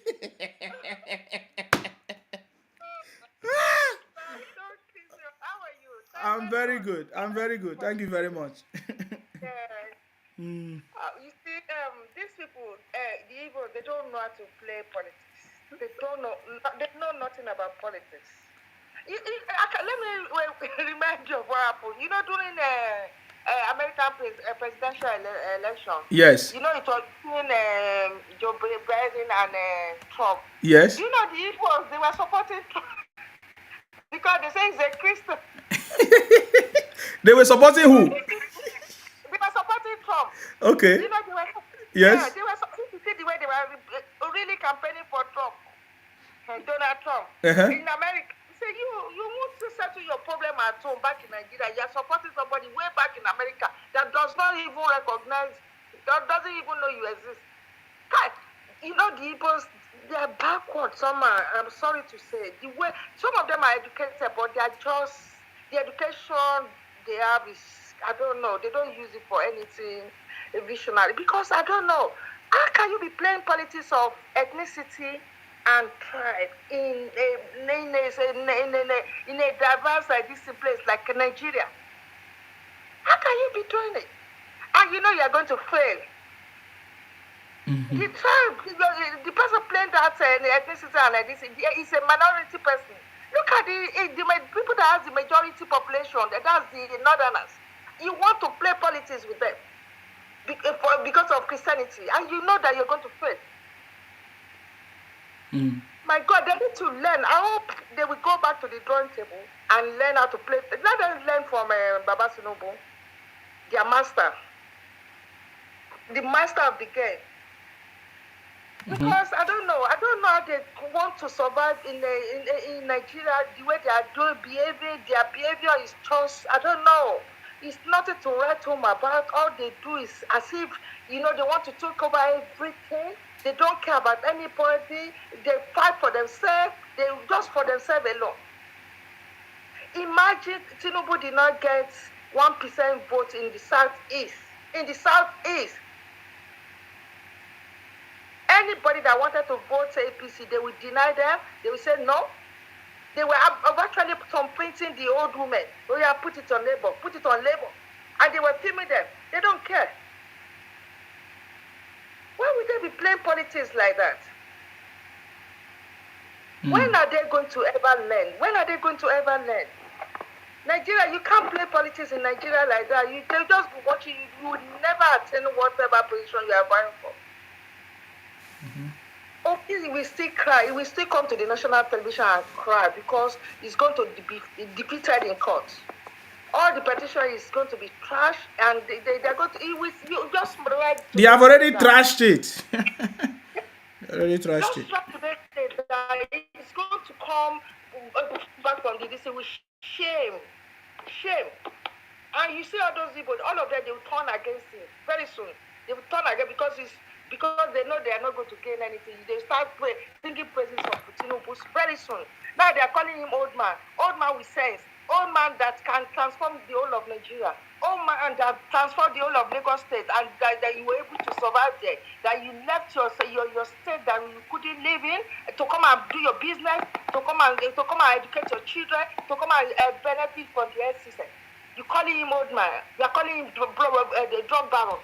They won't talk about their brothers in Indonesia on death row. They don't think about that. 21 of them on death row in Indonesia for drug-related offenses. And they be calling Tinubu drug baron.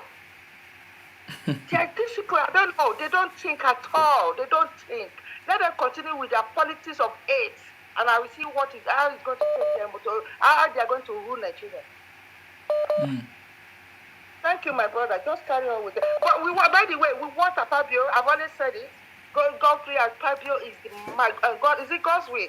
God's will Akpabio is the man for Senate President, and he's going to perform excellently well. He's going to support the government. He's very, very loyal to the core. Not Uzo Kalu. Not Kalu.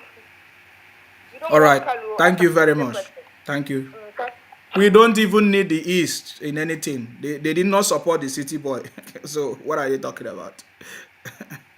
Yeah, making noise. Yeah. You know, go and learn how to build bridges. Hello, your name and where you calling from, please. Go ahead, my brother. Hello, my big brother. Good evening.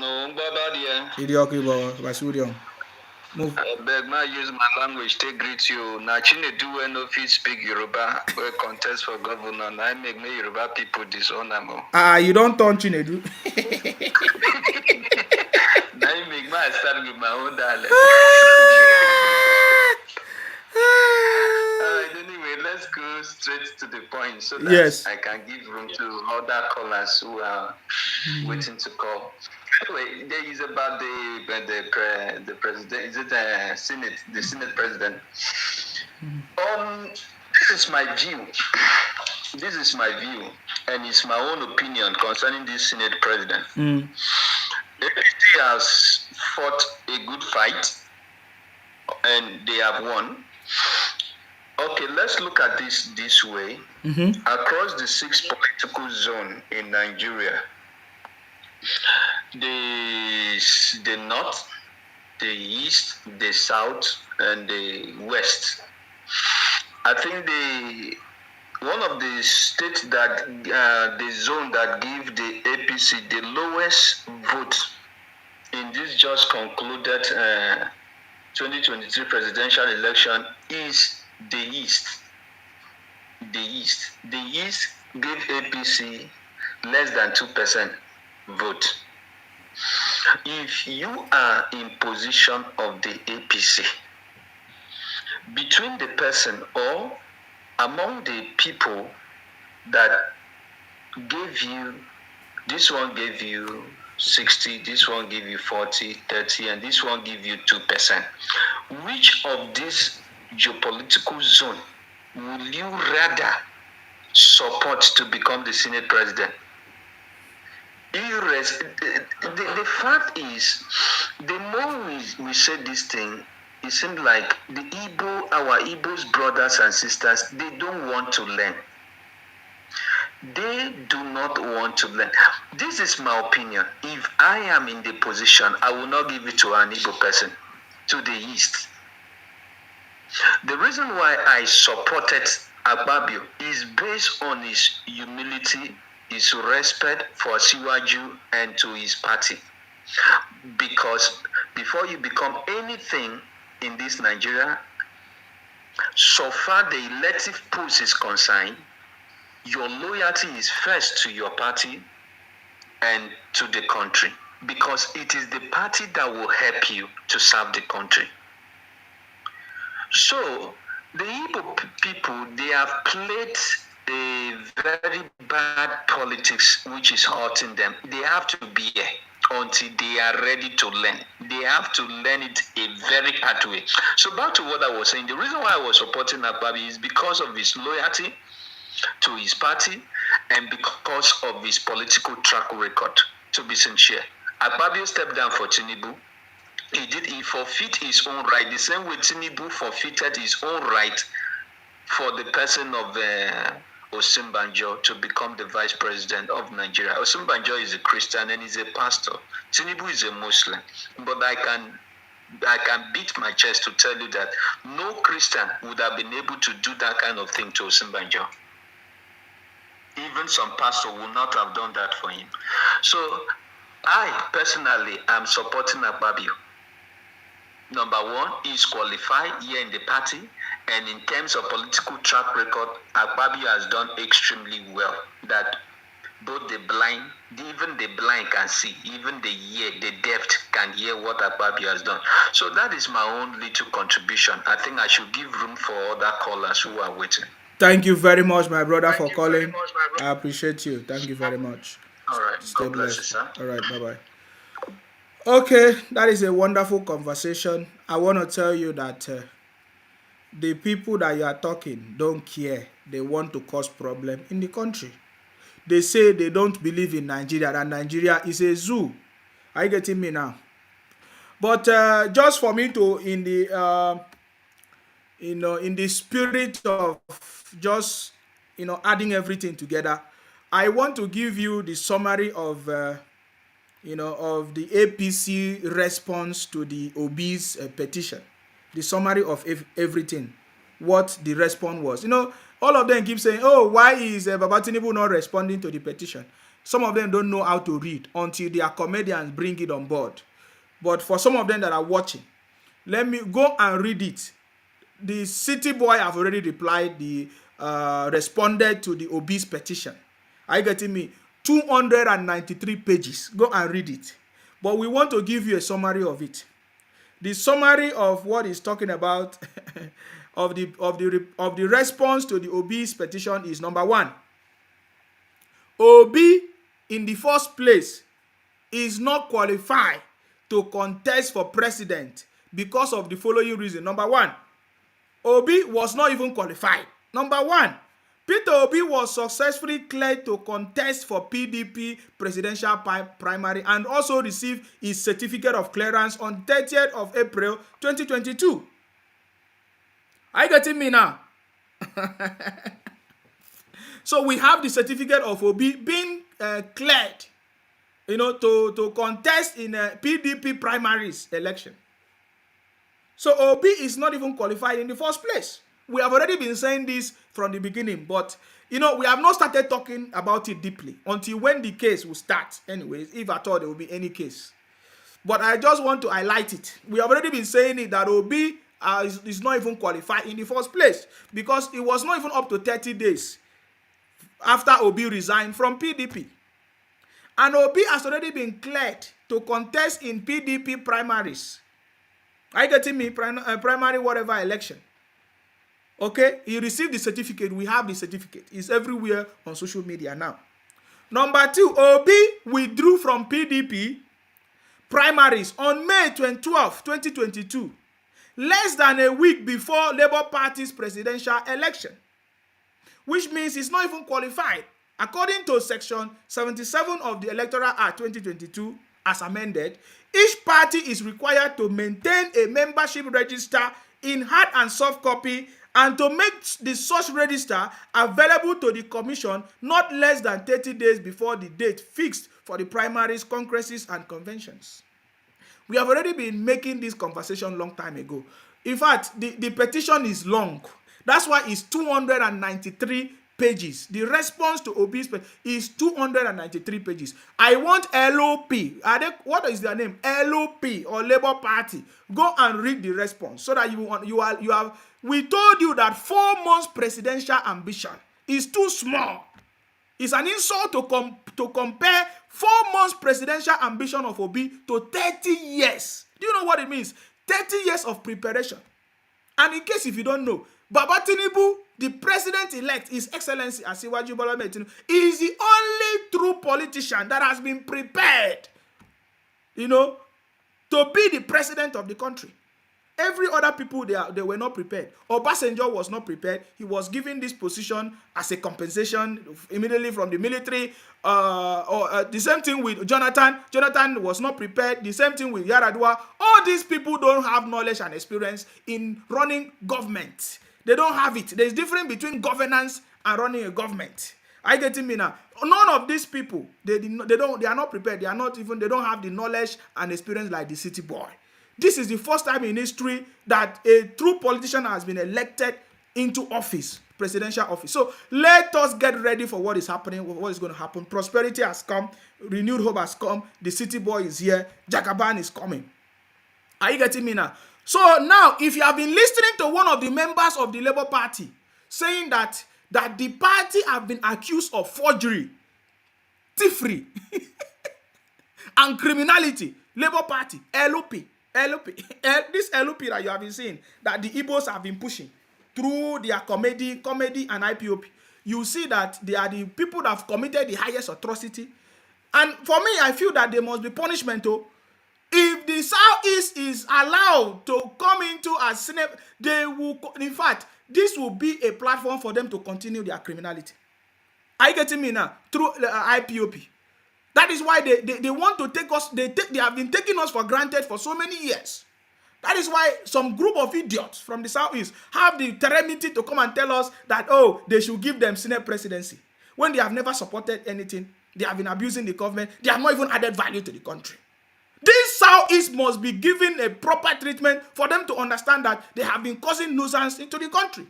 Through their Labour Party, criminal lying party, Biafra terrorists everywhere, causing problems into this country. Now they have been taking us for granted for a very long time. Making the innocent people, the innocent Igbos, to become victim of their criminalities. Many of you have listened to one of the Labour Party, whatever member, coming out to shout that the Labour Party themselves are criminals. Didn't you see it?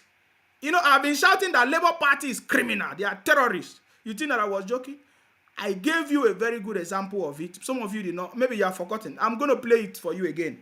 Now, the response, the petition of APC response to the Labour Party petition confirm what we have been saying, that Obi is not even qualified to even run for it was not even, it's nothing to write. That's why Obi have been defeated, you see. And somebody said in the comment section that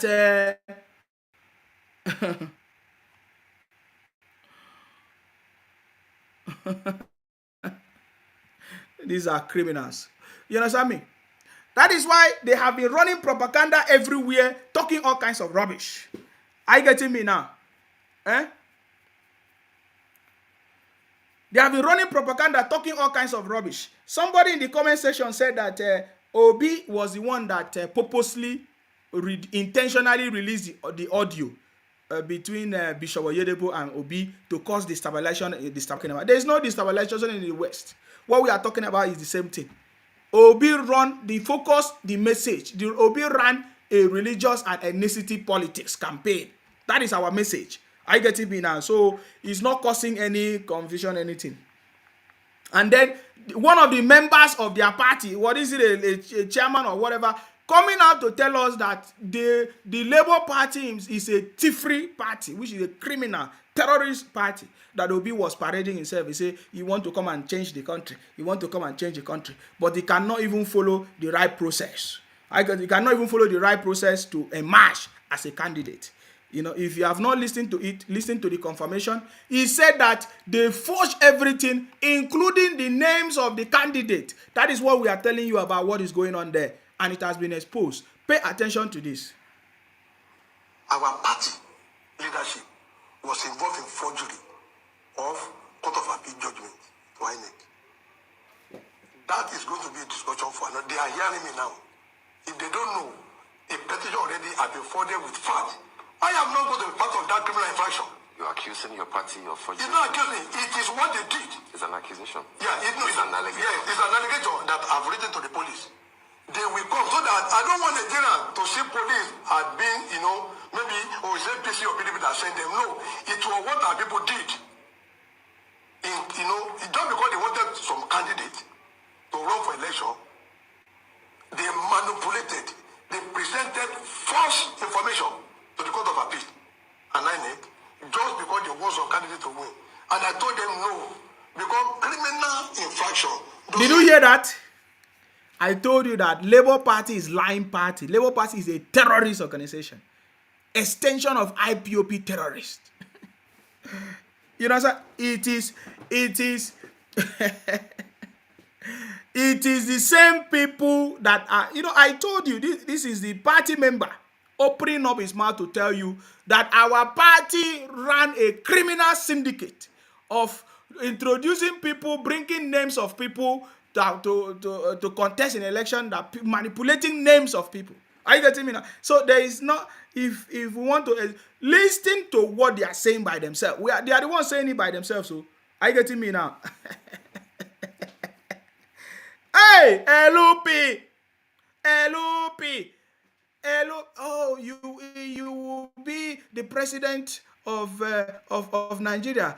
Yes, sir. Thank you very much, sir. Yes, Daddy. Thank you. You don't know how much I appreciate all these things. If I win, if all this prayer works, you will never regret. I will bring all the money of Nigeria and give it to you so that you can continue to buy your private jet and pack it free of charge, this and that. Oh, are you sure you will do this for me? Yes, Daddy, I will do it. Oh, I'm desperate. I want to be the president of Nigeria.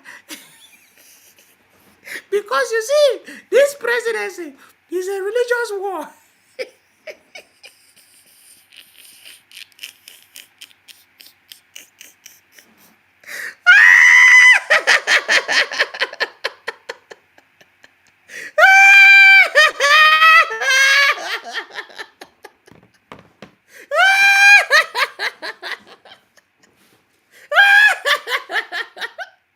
Oh boy.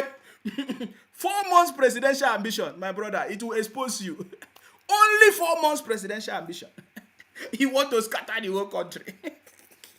Buhari ran for government or for president for how many years? 2 times, failed 2 times or 3. And then Atiku has been running forever. Almost 7 times, failed. There was no problem. Only 4 months presidential ambition of Obi. He want to scatter the country.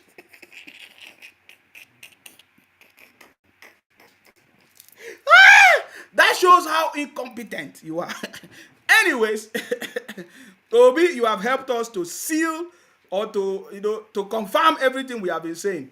Obi came from Labour Party. Look at the party. Look at what they did. He said, you want to, what did he say? You want to form a new Nigeria. Obi wanted to form a Nigeria of fraud using fraudulent party. They come and make noise here. Bunch of criminals. You think that this... Listen to the Labour Party where Obi came from. Listen, no. Our party leadership was involved in forgery. You hear that? That is going to be a discussion for another. They are hearing me now. If they don't know, a petition already has been forwarded with facts. I am not going to be part of that criminal infraction. You're accusing your party of forgery. It's not accusing. It is what they did. Okay. Yeah, it's an allegation that I've written to the police. They will come so that I don't want Nigeria to see police as being, maybe, it's APC or PDP that sent them. No, it was what our people did. Okay. Just because they wanted some candidates to run for election, they manipulated, they presented false information. Did you hear that? Did you hear that? They manipulated. Labour Party manipulated. Labour Party do what? Manipulated. They presented false candidates. Manipulated names. I did not say it, it's their brother said it. Because they wanted to win election. Obi is part of it. I said it before, that Obi is part of it. Obi is not even up to 30 days. He became a candidate in Labour Party. He doesn't know anything. Only 4 months presidential ambition. You don't have knowledge. You don't have the strength, the experience. Obi, can you see what we have been advising you? You don't have knowledge. You don't have experience. You think that just shouting 4 months presidential ambition can take you there, lying to everybody. You wear one watch, you do this. You wear one shoe, you do this. Obi. Why now? Obi. Import and export. Did you listen to that brother? To run for election. Listen, They manipulated. False information. They presented false information. And just because they want some candidate to win. And I told them no. Because criminal infraction doesn't have years. At any point in time, police can knock at your door. And because I was involved in that matter at the federal court, I have to, quickly set the record straight.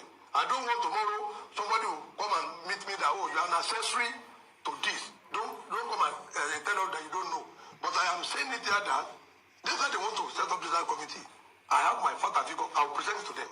And it will be published, in the daily. But the reason why they want to silence me, they don't want me to talk. They say, he has collected money, he want to reduce chances. You see, whenever somebody come to say the truth, they always say, you have collected money. You have, just like as I'm talking now, they say, Nsima, Baba Tinubu have paid me. Is it easy to be paid to say the truth? When you have been running IPOP criminality for 10 years, 15 years, were you paid? Are you getting me now? You see? Bunch of criminals. They forged results, they forged names and candidates because they wanted some people to win election. That is what the brother is saying. You see it? I was not the one that said it. LOP. All of them have changed their picture, their profile picture. It's no longer LOP. OB, import and export. My brother, 4 months presidential ambition cannot give you presidency. This is not about import and export. Let me pick up this calls, guys. I salute you. Hello, welcome. Your name and where you calling us from? Yeah, Mr. Sima, my name is Dario. I'm calling from Lagos. I salute you. Yeah, I salute you, bros. You see, there's some things that these people, this LP party, that most of them are not telling their membership, their members. I mean, Yes. you see, the electoral law stipulated the number of days you must be a member of a political party before you can even contest under that party. Yes, in their primaries. Obi left. Yes. Look at the time Obi left PDP. He actually collect form under PDP. He contested under PDP. He left between a space of 1 week. You join Labour Party and get their ticket. And the names of the Labour of the political party's member have been submitted to INEC. So Obi does not meet that criteria. So the nomination of Peter Obi is a fraud. It's a fraud. Obi actually is not a candidate.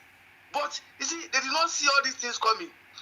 I thank God that the APC lawyers were able to hide this, so that they want them to fight their petition, so that all these things will be coming out.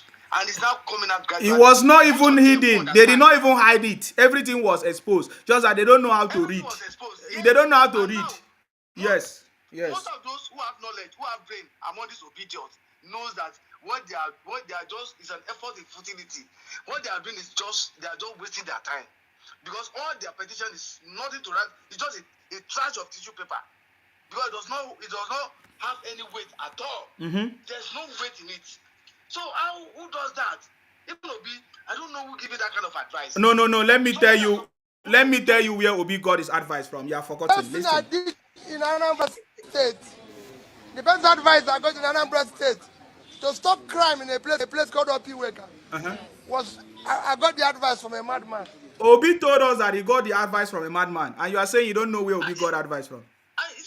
And the electoral law said that even before you can be a president, you can stand elected. Yes. You must meet up to 25% of 25 states of Nigeria. Obi does not meet that requirement, and these people are fighting that Obi won. How can I don't really get it. I don't understand. I don't understand.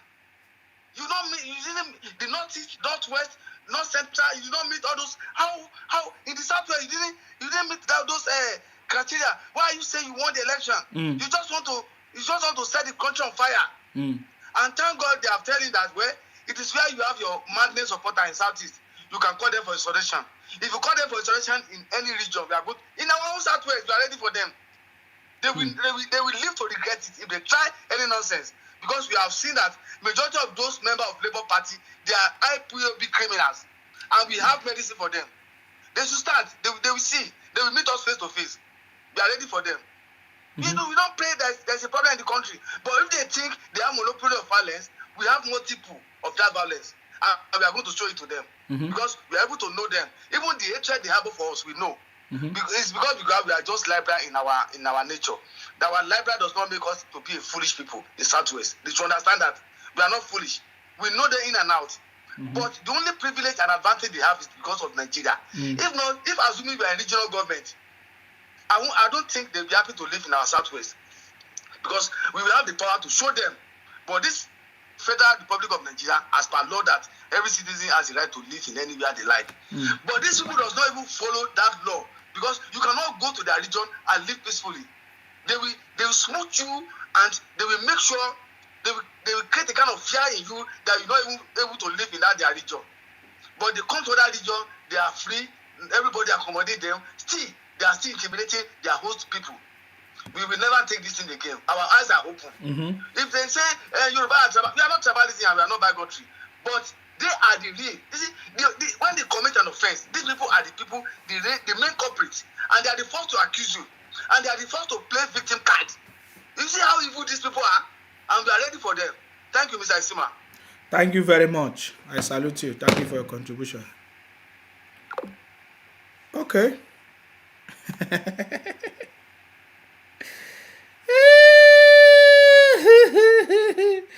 Hey.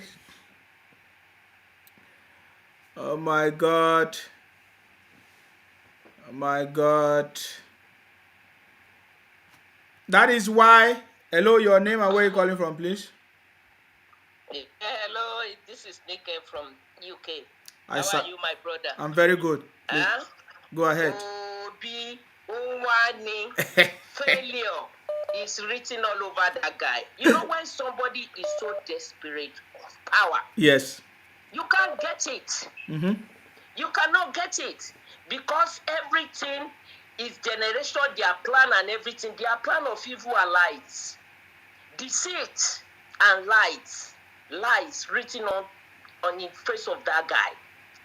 Number one, you don't even have the caliber, you don't have the experience, you don't have the knowledge, you don't have the understanding to rule the whole nation of Nigeria. Do you think it's just like Anambra? Even they gave that guy a governor for how many years? 8 years. Go and look at that state. And you want to, Nigeria should not even be fool and blinded to even vote that man in. Because God has seen that Nigeria has suffered so much. That is why God stood by this man, Tinubu. Look at all their lies. Obi is not even second position. If somebody want to even fight, to start causing arguments, causing trouble, should be Atiku, not Obi. You are number third. Is it possible for you to go to the court and win the case? No, you cannot. All those people supporting Obi is because they don't want to pay taxes. They just want to live freely. And where their own children, their unborn children, they've already have wealth on the ground. And those who are contributing to their organization, they are lacking. They are lacking. They are starving. Nothing to show for. Oppression everywhere. That is why they want to support this man. How could a man come out and say, I only had one shoe? What sort of a lie is that? And you govern one place for 8 years and only one shoe. Even let's say that Obi do not buy any shoes. People will bring presents for Obi. That alone shows that this man is a liar. And every little thing you cry, anybody that cries, they are all lies, deceit. And how is having one shoe or one wash a good thing? Yeah, he's trying to look for sympathy now. Okay. This guy was just looking for sympathy. So he was running emotional kind of politics. Yes. Emotional, yes. To blackmail people and say, even poor person in Nigeria, the Agbero, as they call it, don't have one shoes. Yeah. In my opinion, anybody that say have one shoe is a sign that we should run away from such person. Yes. Of course. Where did he get his advice from? From a madman. From a mad guy. Yes, he said it. Right. So let them, what they wanted to do before, right, is just to use Obi, and so that they can cause commotion, cause fights within every tribes in Nigeria. Yes. So that they can bring back their Kano that is there. That is just what they want to do. And now, all the Yorubas and the Calabar, everybody now say, they went back to think and sleep, and they're not open their faces and say, no, I did not send this guy. He just want to cause war. That is what he wanted. Let him go and bring his children, bring his family. What Igbos have done, the good Igbos, there are some good ones. Nobody can travel with Nigerian passports without an insult. Let them take how many people they've arrested all over the world. Let them bring them. I didn't say there is no Yoruba, but Igbo percentage is like 90 above 90s.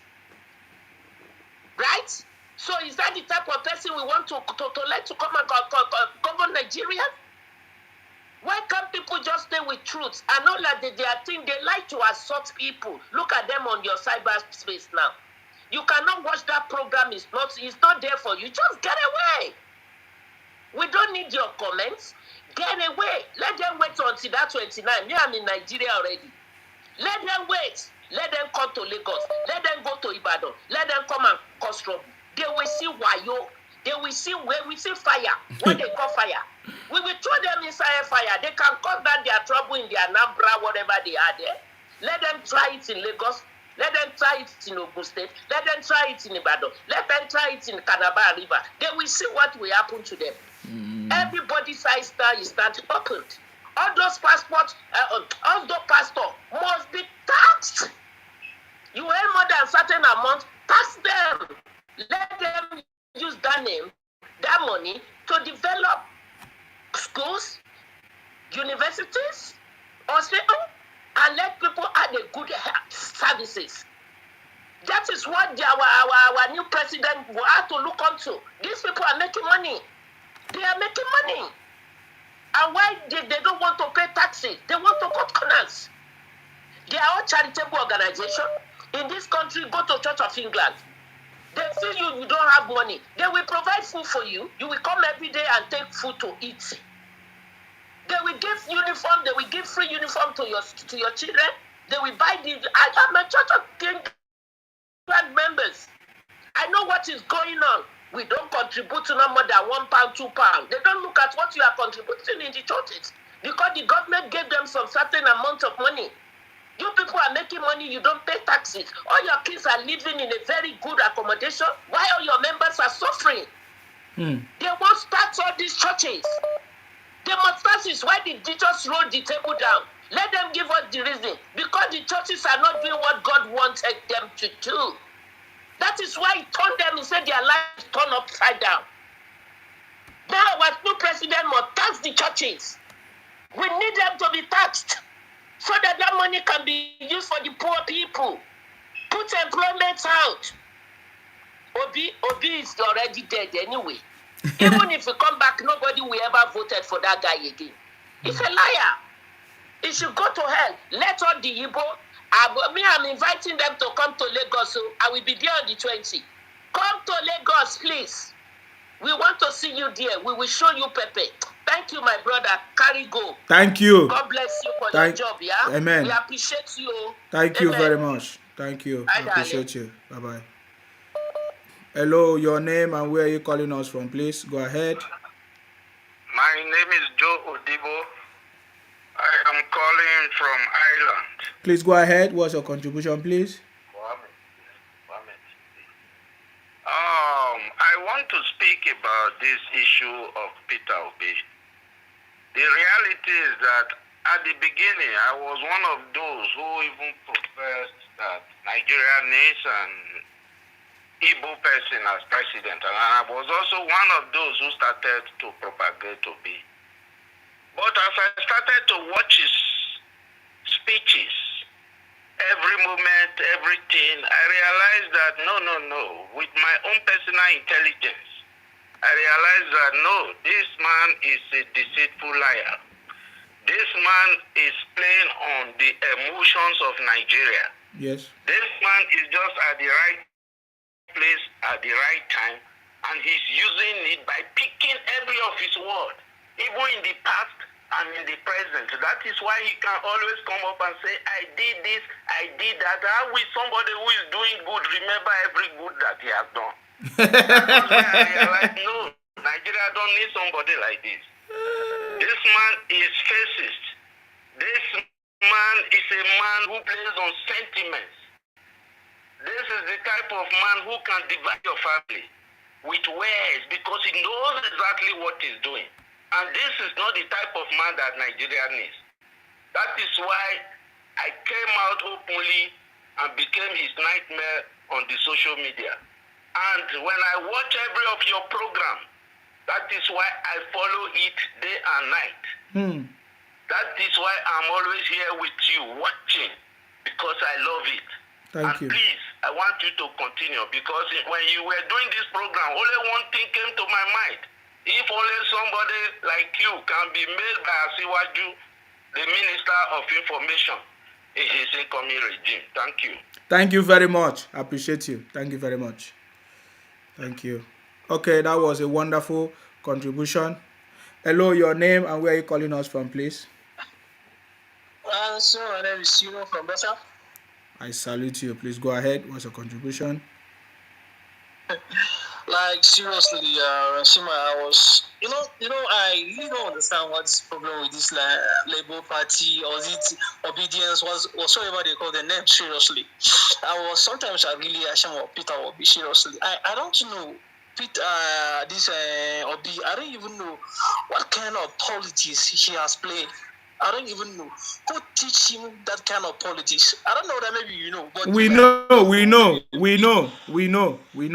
Listen to Obi. He told. from the madman. Yes, now he said, told us. First thing Listen I to him. did in Anambra State, the best advice I got in Anambra State to stop crime in a place called Opiweka was I got the advice from a madman. He got it from a madman. Everything that Obi is doing now, he got it from a madman. Let's go ahead.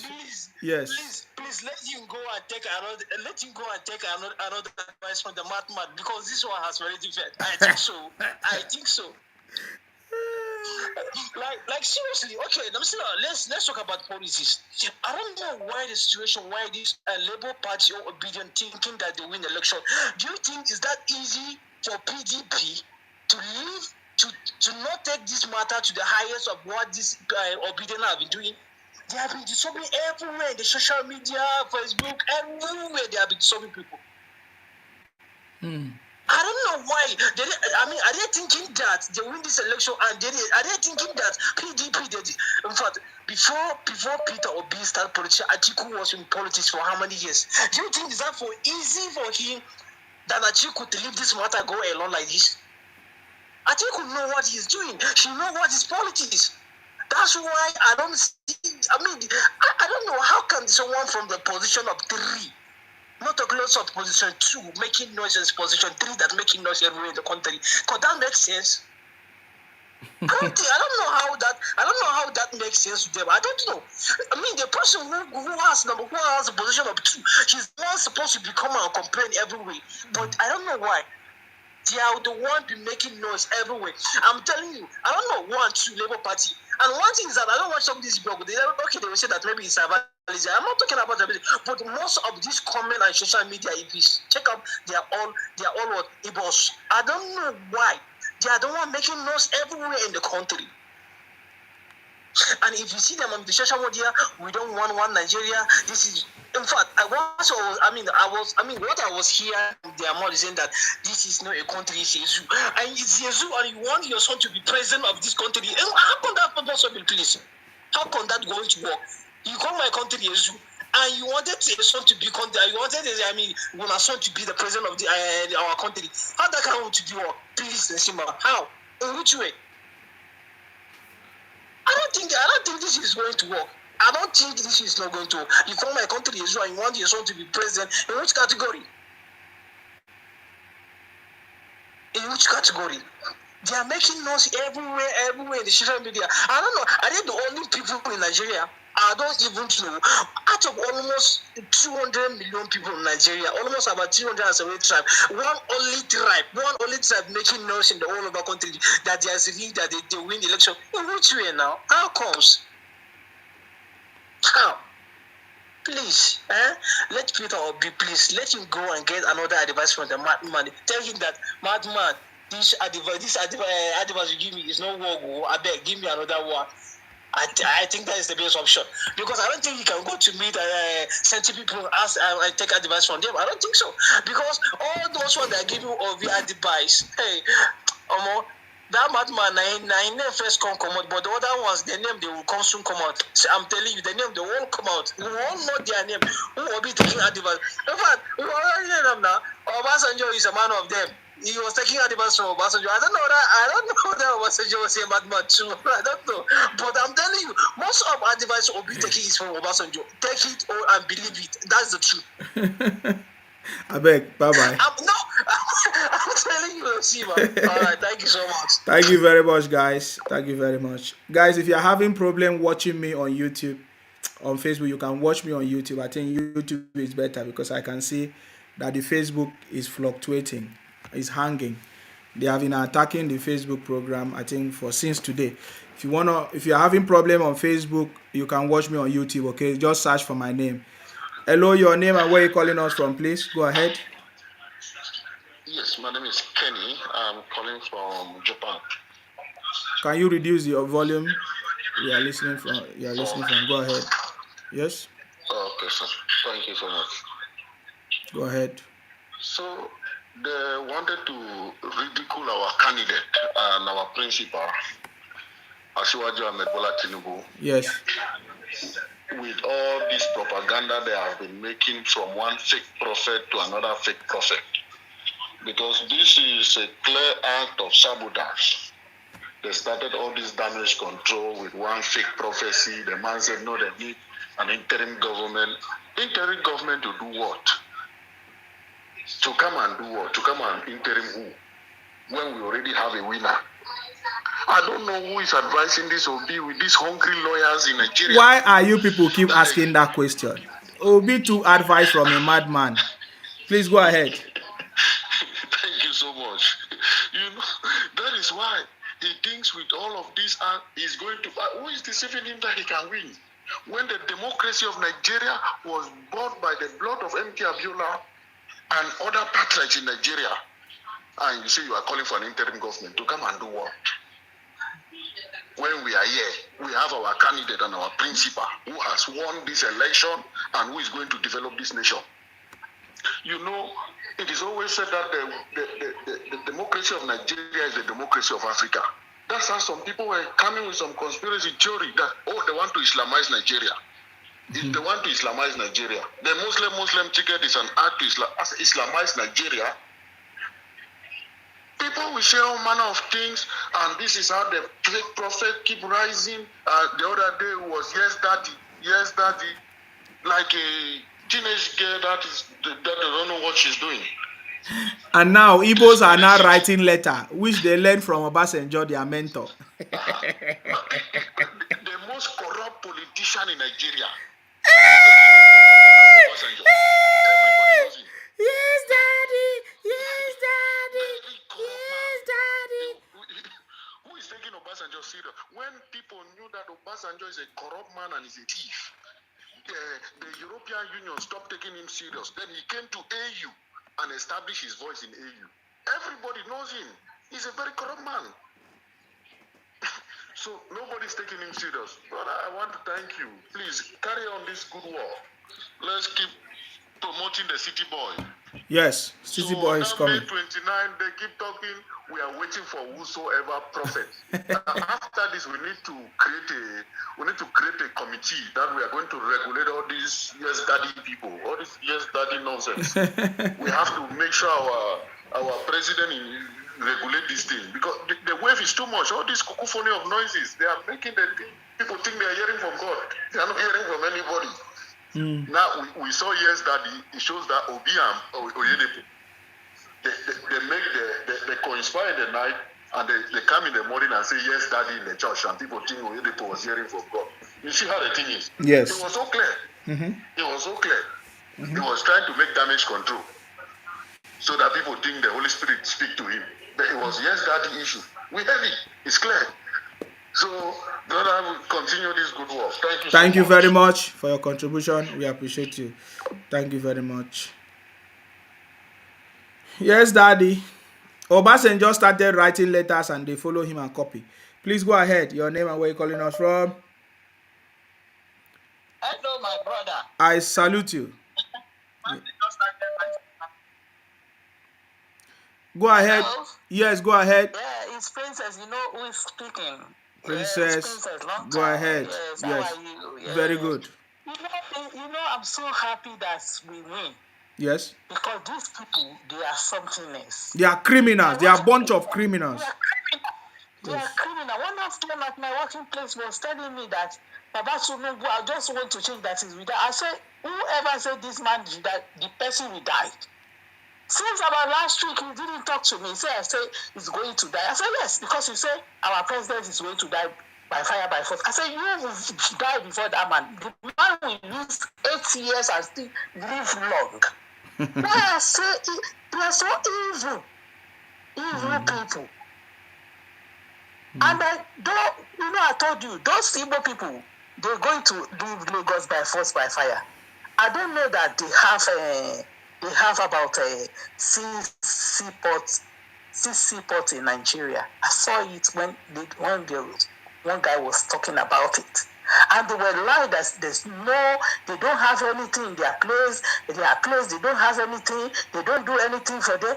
I told them, I said, why can't you go and hold all your people in Kano or in those people that your government? Why can't you hold them, your governor, to do it for you guys? Not knowing that they have, they just neglect their place and they put their eyes in Lagos. And now, do you know what's happening, Isima? In Lagos now, Surulere, all the Surulere now, they said they are going to go. The land is coming back to us because 99 years is enough. It's okay now. And the land, they took it. The time their forefather took it, they bought it. It was leasehold. Now they are in pepper soup now. They say Lagos is no man's land. Now people living in Surulere, living in Abuja, all those areas now, we publish shout, you say it, they're going to smell pepper. All the Igbo there, they should bring their document to the palace of Oba Surulere now. That's what's going on now. They are in Pepe now. They have to go because they don't sell that land for them. It's leasehold. Did you hear about that? No. Oh yes, that's what's going on now. Maybe I missed it. Okay. Yes. Surulere, Aguda, all those areas is leasehold. And even they don't even sell it for them. And government is not paying the landowner. And now all of them, all the Igbo people are there now, including Yoruba and everybody. They have to bring their documents. Can you imagine? Can you see? They think they are clever. You come to somebody's land, you are saying no man's land. Now they know that if it's no man's land, if it is man's land, I will speak Yoruba. We are going to see. That's what is going on now. They just started, the battle just started. When they face Surulere, they will face all the Lagos, the same thing. Because they say they bought land. They are not bought by any land. Land is, we are the owner of the land. So that's what is happening to them now. They were shaking everywhere now. They were shaking. So I just want to tell you, for them to hear that they have to, if they love themselves now, they should go back to their place, to develop their place. Because Lagos is for Yoruba land. They should go back to Owerri, to Enugu, even their market, all their market. They should go back now to develop their place if they love themselves. Because all the house they built, the land is going back to the owner. So that's what is going on now. Yes. We are in the court, Surulere now. All the Surulere Aguda, all those areas now. And they announced today that they should bring all their paper. Either you buy it 50 years ago, 90 years ago, bring your paper to palace. And we just started. The battle just started. Now, all Lagos, all over the Lagos is going to happen like that. It's going to happen like that. So the government have their part, and government have to pay. You understand? Government have to pay before they take somebody's land. And some land that government took that time, they were not paying the owner. And you see that Igbo people get problem now. Because they get the wahala do when they wake up. The waiting, I don't know how to say it, wahala sleep, they go wake them up. Can you see? Can you imagine? Yeah. So that's what they are facing now. All the Igbos in Surulere, where they're selling those, they were selling fridge. Those places they are selling fridge in Surulere, all the Surulere. The Igbo are going because we are not selling the land for them. So that's what I want to tell you, for you to hear that they say they are home to Lagos. Now the Lagos want to take back their land. Yes, so let everybody go back to their region and develop their space. They should go back and that's the way it's supposed to be. They have seaports. I don't know why you to see them. We don't have seaport. We don't have seaport. They are criminal. They should go and develop their seaports. They should go and develop their area. Exactly. All right. Yeah, they should go back and develop their area. Develop their region. they are going to go back. They say there's nowhere they are going. They are just lying. They have to go back. Thank you, Zima. God bless you. Amen. Thank you very much Thank you, my for your brother. contribution. Yes. Thank you very much. Okay, your name and where are you calling us from? Please go ahead. Thank you. Yeah, good evening. This is Tony from Canada. I want to back that woman I just talked now. Yes. I also stay in Sule. I have 3 houses in Sule. Yes. And 2 shopping complexes. That was true. They already have court injunction. They already marked their houses. Okay. I will send the clip to you. Yeah, they already marked their houses. So I believe the Oba, that was Oba Latif Adame of Itirekati and Sule. So they already said they want their land back. So that's true. I just want to back up what that woman is saying. It's very, very true. They know they can't win. So they know they can't win. I think they bought the land from the government or something. But the Oba said the land belonged to them and they only leased the land to the government for 90 years or something like that. So they want their land back. Even though the government want to pay them, they don't want the money. They just want the land. What they want is the land. Mm-hmm. That's what is going on Sule right now. Sule is very big. Very, very big. So I believe they have to deal with that. They have a very, very big problem on that side, believe me. And I believe some Obas too want to do that. Right now, I heard about Oba Ikate also want to take his land back from them. I'm telling you, this is reality. The woman is not lying. The woman that just called, that was true. Because I also stay in Sule. So I just want to back the woman. Thank you, Sima. Thank you very much for calling. I appreciate you. Thank you very much. Our city boy said, has anyone thought about when they asked Pastor Adeboye of the RCCG to retire as their GO? He said God did not tell him to step down. But people fail to realize that he's old. Now they want Asiwaju to retire because he's old. Can anyone relate? Yes, boss. We understand what you're saying. They are all bunch of criminals. I tell you. I said they are claiming Akwa Ibom. They say Akwa Ibom is Akaibo. They changed Akwa Ibom name from Akwa Ibom to Akaibo.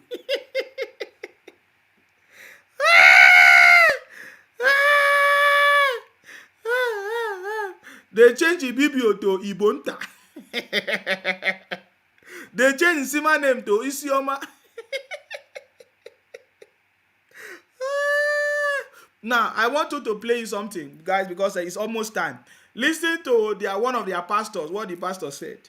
And listen to this. Listen to what this pastor said about Buhari. Or listen. Please, Nigerians, warn Buhari that is going beyond his boundary.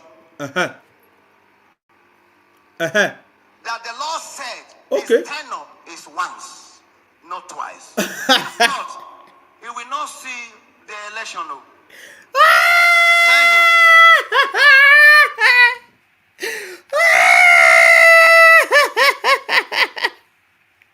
We need to do something about these pastors and all.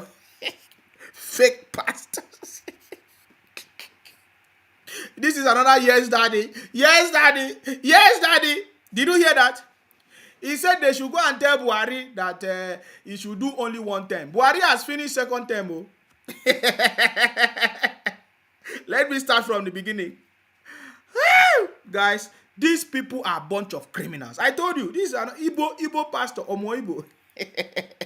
Listen to him. Oh. Listen. Please, Nigerians, warn Buhari that is going beyond his boundary.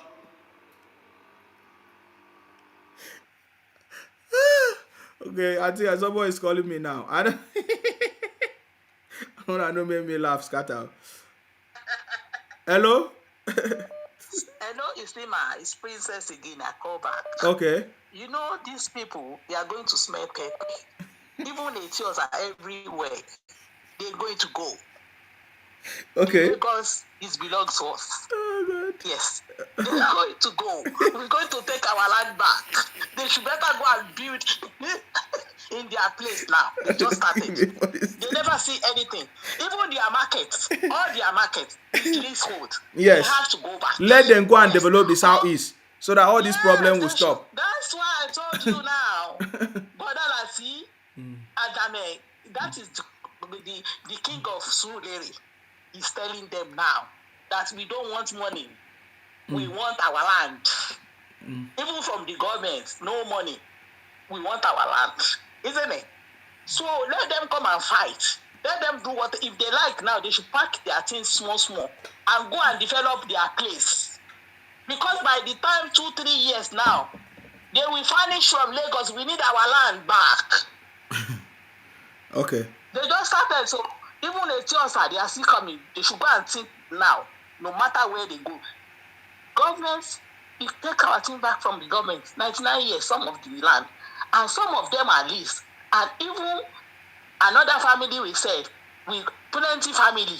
This family we said, this family is not selling. So they say we own Lagos. Let's see. Izima, thank you very much. I'm just passing message to them through you because you are a big platform. Thank you. All right. Thank you very much. Thank you for your information. Okay. Go back to your place and develop your land. It's as simple as that. So that you know how to develop. You say you are the one developing people's land. So it will be easy for you to develop your land. So let us do it. Because now, you want to change Akwa Ibom to Akaibo. You know how Akwa Ibom will be. There's no need of talking too much about that. But listen to your brother telling us that Buhari should do only 1 term. If Buhari refuses to do 1 term, what will happen? Let us listen to him. Please, Nigerians, one Buhari that is going beyond his boundary. Okay.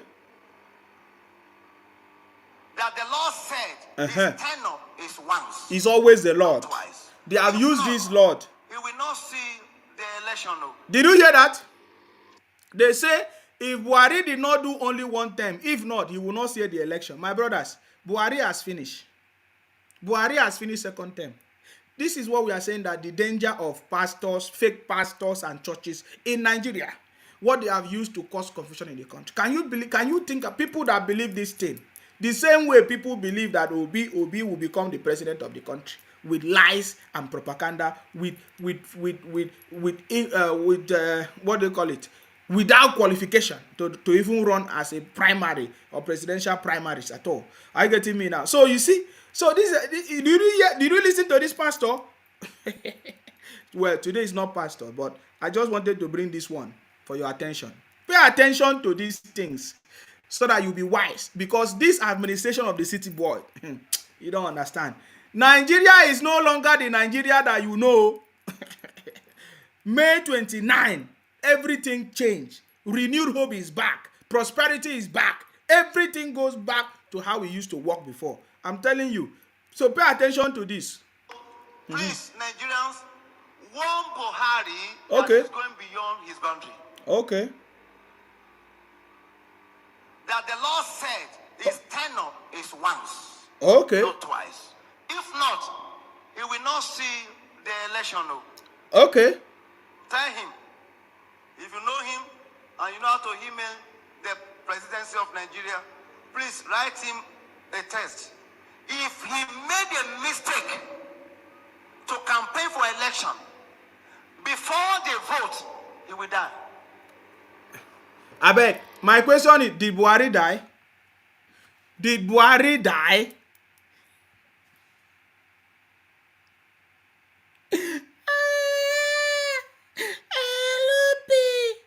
Yes, Daddy. Oh boy, Obi. Oh, did you hear that? Did you just hear that? Kai, Obi, import and export.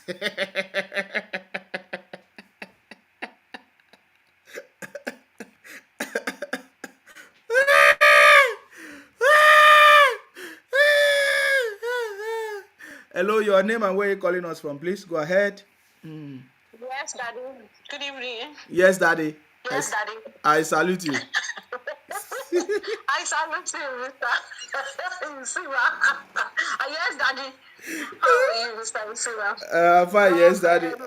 Well done for the good job you are doing. See them when they are GEO, Pastor Adeboye, don't pass retirement age. You just reminded me now. Yes. He passed the retirement age, he shifts go post, change the church policy just to suit him, and says God has not told. So God has not told him to. Is he the only one that God chose in the whole of Redeem since donkey years that men as different pastors have been following it? Yeah. See this. I'm serious. All these pastors, I'm saying they are all. They are a bunch of criminals. The pastors are a bunch of criminals. Unfortunately, I'm a Christian, but I say it boldly. Christianity in Nigeria, Christianity has become a menace to the society in Nigeria. They are a great problem, a mega problem. Christianity, the Igbo tribe, they've been a serious menace to the country Nigeria, and I'm trusting President Aswaju. He's going to do something about it. They need to pay their own fair share. They need to open their book of accounting for scrutiny. They need to be accountable. They need to be seriously accountable. And also, you said, what are the criteria for the next Senate president? What's his name? Kalu, when he was a governor, what was his achievement is he Abia State? I want to believe it's Abia State. Yes. What were the things he did as a governor in Abia State? What were the laws he passed as a senator in the Senate? What were the laws that he passed that moved the country forward in Nigeria since he's been a senator? Unfortunately, there is none that I can pinpoint. If not, Abia is one of the most backward states in Nigeria today. Looking at all indices and all statistics, see how degenerated and deteriorated the state is one of the most dirtiest states in Nigeria today. So what is the new thing that you want to bring into the Senate to now become our third citizen, to now lead the highest law-making chamber in Nigeria, in our country? No, we ain't gonna reward failures. We want anybody that will clog the wheel of our progress. We are not gonna reward such with a post as high as the Senate president. No. God's will Apabio from his CV, go see what he's done in Akwa Ibom State. See the development, see the medical center, see what he has done in the health sectors and some other sectors. And more also too, he's been working towards the advancement of the party over the years. He's been faithful, he's been loyal, he's been committed. So what else? And really that office needs all those qualifications to be brought so that the job of the president can be easy, so that there will be progress in the country. So we need all those qualities to be brought to bear. We need all those qualities to be brought into the Senate, not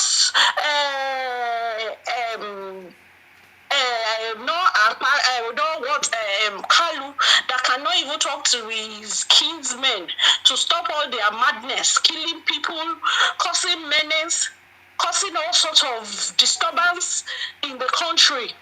And you now want to bring that to the Senate. And moreover, since the inception of democracy in Nigeria, from what you said,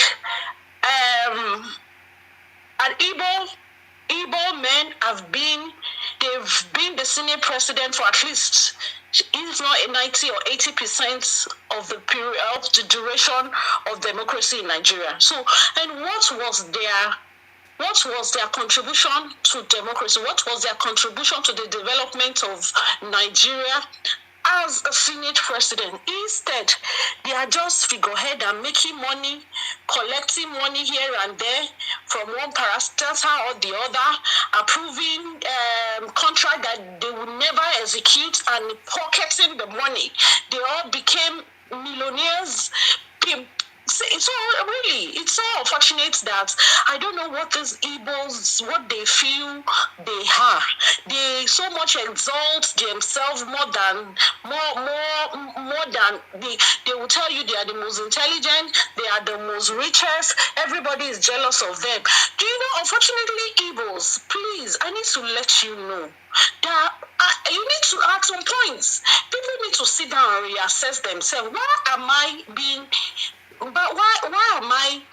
Why is it only Igbos that when you go to Northerners have issues with them.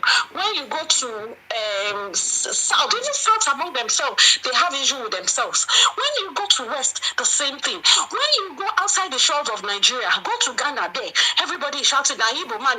Go to Sierra Leone there, na Igbo man. Go to South Africa, there are menace there. Go to South Africa, there are menace there. Go to Liberia, there are menace there. Go to anywhere in Europe, talk of anywhere, even in America, they are a whole bunch full of nuisance set of people. So they should sit down and they need to reassess themselves. What are the things we are doing that makes us not to be in agreement with so much people? No, it's not that people are jealous of you. Nobody is jealous of you. You are not one of the richest in the world. You are not one of the most brilliant or intelligent in the world. Even, yes, you can say you are very enterprising, but even that enterprising that you said you are is being laced with crime and criminality. Go and check all their enterprise that they said is being set up. When you search deeper, you will see atrocity that they are committing. The one that sells spare parts, sells drug as a side hustle with it. Just that spare parts. That one is just for to keep appearances. But their main business is drug or one illegal business or the other. The one way that they sell Okirikirika, is into one crime or the other. The one that is a pastor has a baby factory somewhere. The one that is a bishop is it's just so they are laced with all kinds of mischief, one way or the other. Please, Igbo people, this in the next couple of years, I will still advocate. Please take it as a duty to sit down one-on-one and start. Nobody is ready to feed you anymore. We are not ready to tell you this is how democracy is being run. This is how politics is being placed. You won't listen. No, nobody has that time to be spoon-feeding baby that refuse to grow up. You need to is yourself now. The few people that has their hair screw still intact among you. Sit down with your people. Start educating them one-on-one.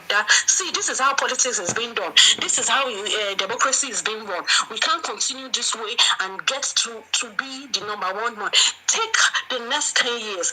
Make it a project. If you need to form a ministry of orientation, especially for this purpose, for political purpose and whatever, you can start doing that. 10 years, you will achieve it. Start doing that one after the other, one person after the other. All this hatred you have for other people, all the spirit of dominance that you want to dominate, you want to override, you want to usurp. You should stop it.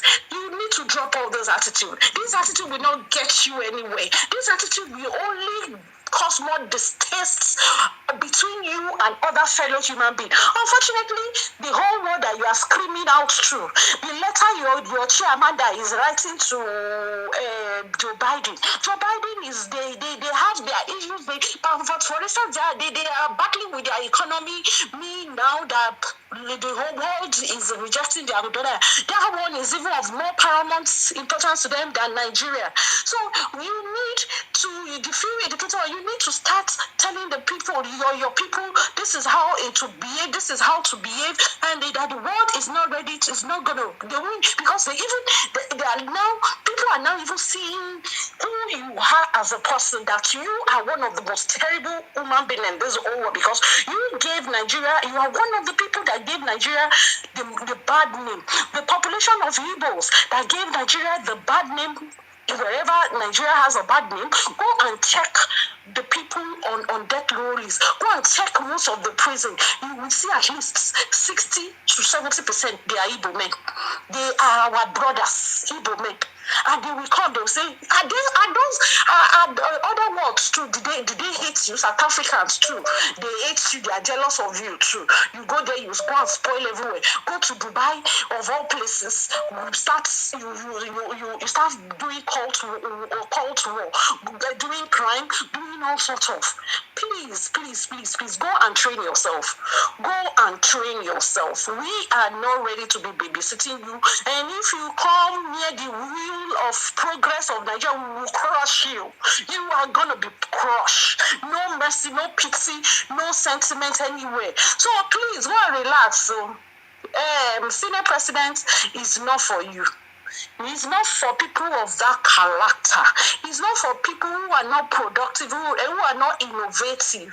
We don't want people like that. Unfortunately, we even want senior president that can encourage production, that can encourage. We don't want not so much of trading and whatever. We need production. We need industrialization, because you people, you are all about buying and selling. No, we don't want our economy like that. We want it to be production based. We want factories, we want people that all these things we import, that you Igbos import substandard good. We want to scrap all that.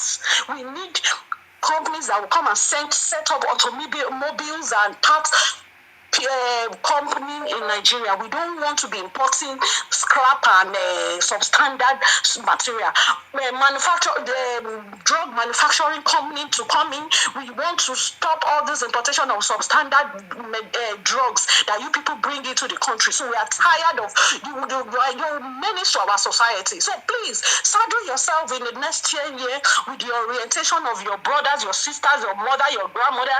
Start orientation. The few ones among you that still have their boats in their head intact, they should start doing that. There are lots of that one is even enough projects to engage you for the next 10 years. Thank you, Isima, my brother, and continue your good and wonderful job. We are so much in love with you. God bless you. Thank you. Thank you very much for calling. Thank you very much. I am not going to pick another call now again, because I need to end this broadcast. They have attacked the page already again. So I think we have done justice to this conversation tonight, guys. Let us leave it. We'll come back again, because I've seen that they have attacked the page. Because you know what I'm saying. I can come back, but I don't. I just want to leave it. Guys, I salute you. Of course, you know my name. My name is Aparawa Nsima, the first son of Idu. Our job is to make sure that we continue to fight in order to protect and to defend our land. We pray for the city boy, for protection, for good health, for the good team to work with him to deliver result, guys. Are you getting me? That is what we are interested in. I'm not going to pick up more calls again, guys. I don't know. I see so many numbers calling me. I will not be able to pick up any more calls. We'll come back again next time, guys. Let us leave it there. I salute you. May God bless you. May God bless everybody that want good thing for the country. May God bless the Federal Republic of Nigeria. And may God bless all of you. Stay blessed, guys. Until I come your way next time. Abba, see you then. What can do for guys? Bye-bye for now, guys. Bye-bye.